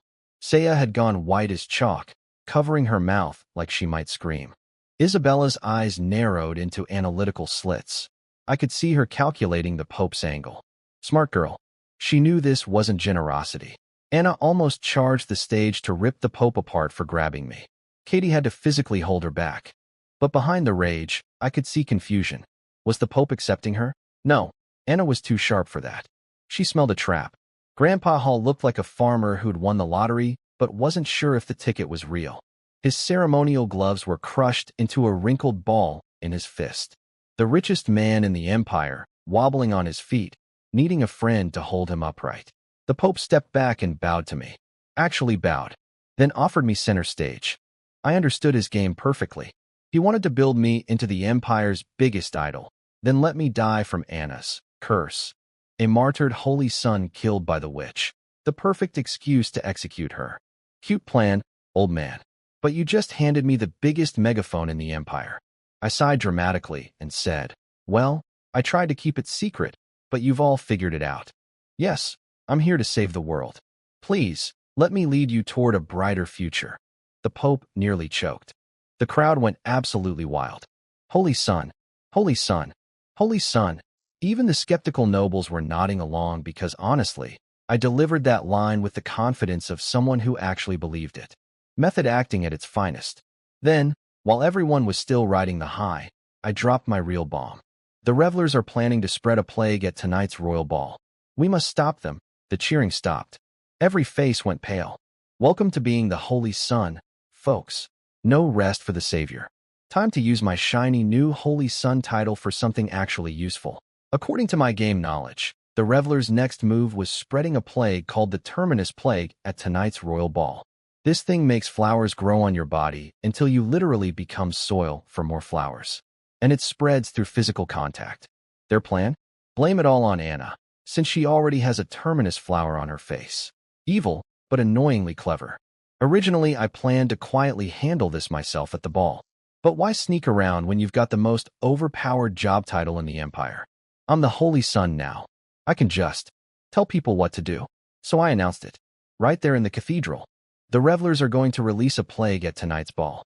The infection source is Baroness Blaney. The crowd lost its mind. Peasants turned white with fear. Nobles looked at each other like someone had announced a pop quiz at a funeral. Believers stared at me with desperate hope. Now, Blaney's story was actually tragic. After her husband died and left her drowning in debt, his so-called friends circled like wolves. They stripped away everything she had: dignity, property, self-respect. She became a socialite out of pure survival, selling pieces of her soul at every dinner party. Then she met Mr. A, one of the revelers' 12 deacons, who gave her purpose again. Unfortunately, that purpose was becoming a walking biological weapon. She'd been cultivating the Terminus Plague inside her body for 99 days. Tonight was supposed to be her revenge. Infect every nobleman who'd ever used her, watch flowers bloom on their disgusting faces, and serve the Pale Lord's resurrection plan. Poetic justice, reveler style. While I was dropping prophecies in the cathedral, Anna was already moving. She suited up her personal guard in white hazmat gear and kicked down Blaney's door before the church enforcement or the Anomaly Containment Bureau could even put their boots on. They found Blaney in bed with old Count Henry, a 300-pound man who was face-deep in her chest, calling her prettier than Princess Ellie. When the door burst open, the Count demanded to know who dared interrupt. The answer was a squad of armored knights in biohazard suits. "You're both under arrest," Anna said with all the emotion of someone ordering lunch. Count Henry took one look at the situation, rolled his eyes backward, and fainted. Classic noble crisis response. Blaney fought like a cornered animal, trying to bite and scratch anyone within reach. But trained knights in full protective gear? She had zero chance.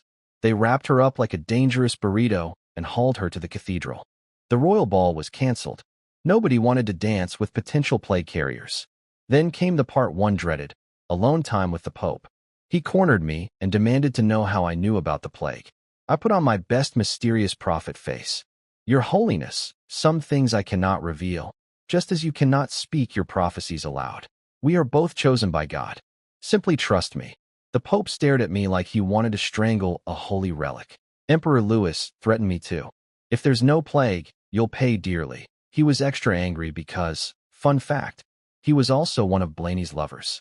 When she appeared in the cathedral wrapped head to toe in hazmat gear, about a third of the noble gentlemen present turned green simultaneously. The panic in their eyes was priceless. Every single one of them was frantically trying to remember. Did I touch her recently? Did we shake hands? Did we? Oh no. Watching the Empire's most powerful men collectively realize they might have cuddled a plague bomb was the single, most entertaining moment of my two lives combined. Blaney was dragged into the cathedral wrapped in hazmat gear, and the first thing she did was cry and try to throw herself into the Emperor's arms.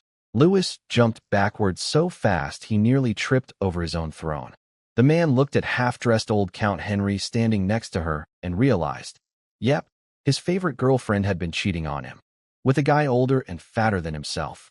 The Emperor's face cycled through about 17 emotions in 2 seconds. Betrayal, disgust, embarrassment, murderous rage. It was like watching a human mood ring malfunction. I didn't waste time. I started interrogating Blaney right there, using my brand new Holy Son authority. She tried playing dumb, so I leaned in close and whispered her biggest secret, the name Frank. Her stepson, her actual lover. The real reason her husband dropped dead. The man she'd secretly shipped to the south to keep safe. Her face went from defiant to terrified in half a heartbeat. She looked behind me and saw the Pope and Anna both standing at my back like the world's most unlikely bodyguard duo. One controls the church, the other could destroy this building with her brain. And they were both backing me. Blaney crumbled. She confessed everything. 3 years as a reveler. The plague plan to frame Anna. The 99 days of cultivating the terminus plague inside her body.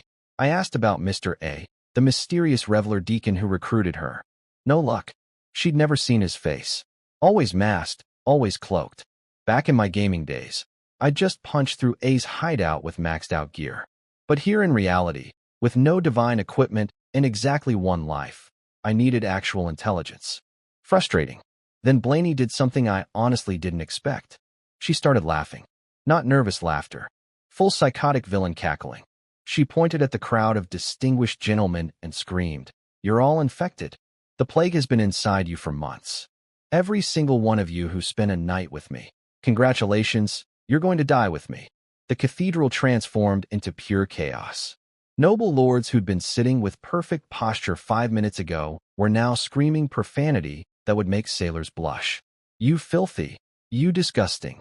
One wife slapped her husband so hard the sound echoed off the vaulted ceiling. Another man burst into tears.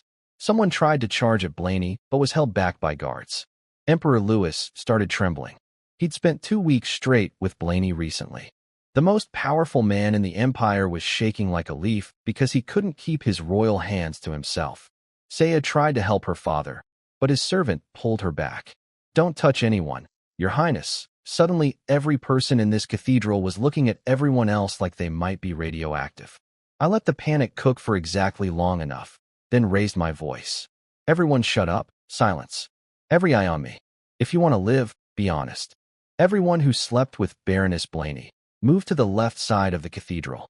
Everyone who didn't, move to the right." A nobleman asked with a quivering voice, "Can you really save us?" "Of course. I'm the Holy Son." I said it with maximum confidence while internally having absolutely no idea how many people this woman had infected. But fake it till you make it, right? What happened next was the single most humiliating moment in imperial aristocratic history. The left side of the cathedral started filling up. And filling. And filling. Wives watched husbands shuffle left with murder in their eyes. The emperor himself had to choose a side. Noble society? More like a reality TV show with fancier costumes and worse morals. Then Blaney exploded. Not with fire, with flowers. 1 second she was standing there in her hazmat suit. The next her skin started bubbling like boiling porridge. Lumps pushed outward from underneath, wriggling, squirming, alive. Then pop. Her skin split open and instead of blood, a flower crawled out. Dark, fleshy petals with veins pulsing inside them, half beautiful and half disgusting, smelling like perfume mixed with a rotting dumpster. Then more popped. And more. And more. Flowers erupted from her eyes, her mouth, her chest, her arms, everywhere. They filled the hazmat suit until it ballooned into a grotesque human-shaped garden. The faceplate disappeared behind layers of writhing petals. Her screams faded into gurgling, then silence. What stood before us wasn't Blaney anymore. It was a person-shaped flower bed, still twitching inside a stretched-out suit. The smell hit everyone simultaneously. A respected old Marchioness bent over and vomited her morning pastries onto the marble floor. Splash, right on her expensive dress. That opened the floodgates. Gagging, retching, teeth chattering. The cathedral sounded like a hospital ward. One nobleman's legs gave out completely, and he collapsed, leaving a dark wet stain spreading across his silk trousers. The Empire's finest, ladies and gentlemen, vomiting and wetting themselves in God's house. Even the princesses cracked. Saya nearly fainted. Ellie bit her lip until it almost bled. Isabella went white as paper. I'd seen this scene in the game's cutscenes before, but watching it happen in real life, my stomach did backflips too. But I held it together because someone had to look like they had things under control. The effect was instant. Every nobleman who'd been hesitating about admitting their relationship with Blaney suddenly sprinted to the left side of the cathedral. Self-preservation beats shame every single time. And then came the surprises. Emperor Louis shuffled to the left. The Emperor, the most powerful man in the Empire, standing in the "I slept with the plague lady" line. Then a cardinal joined him. A man of God. Then Grandpa Hall waddled over too. My own fake grandfather. I watched this parade of shame with my jaw clenched so tight my teeth could have cracked diamonds. 1/5 of the entire nobility admitted to being Blaney's lovers. And she apparently didn't discriminate. There were noble women standing on the left side too.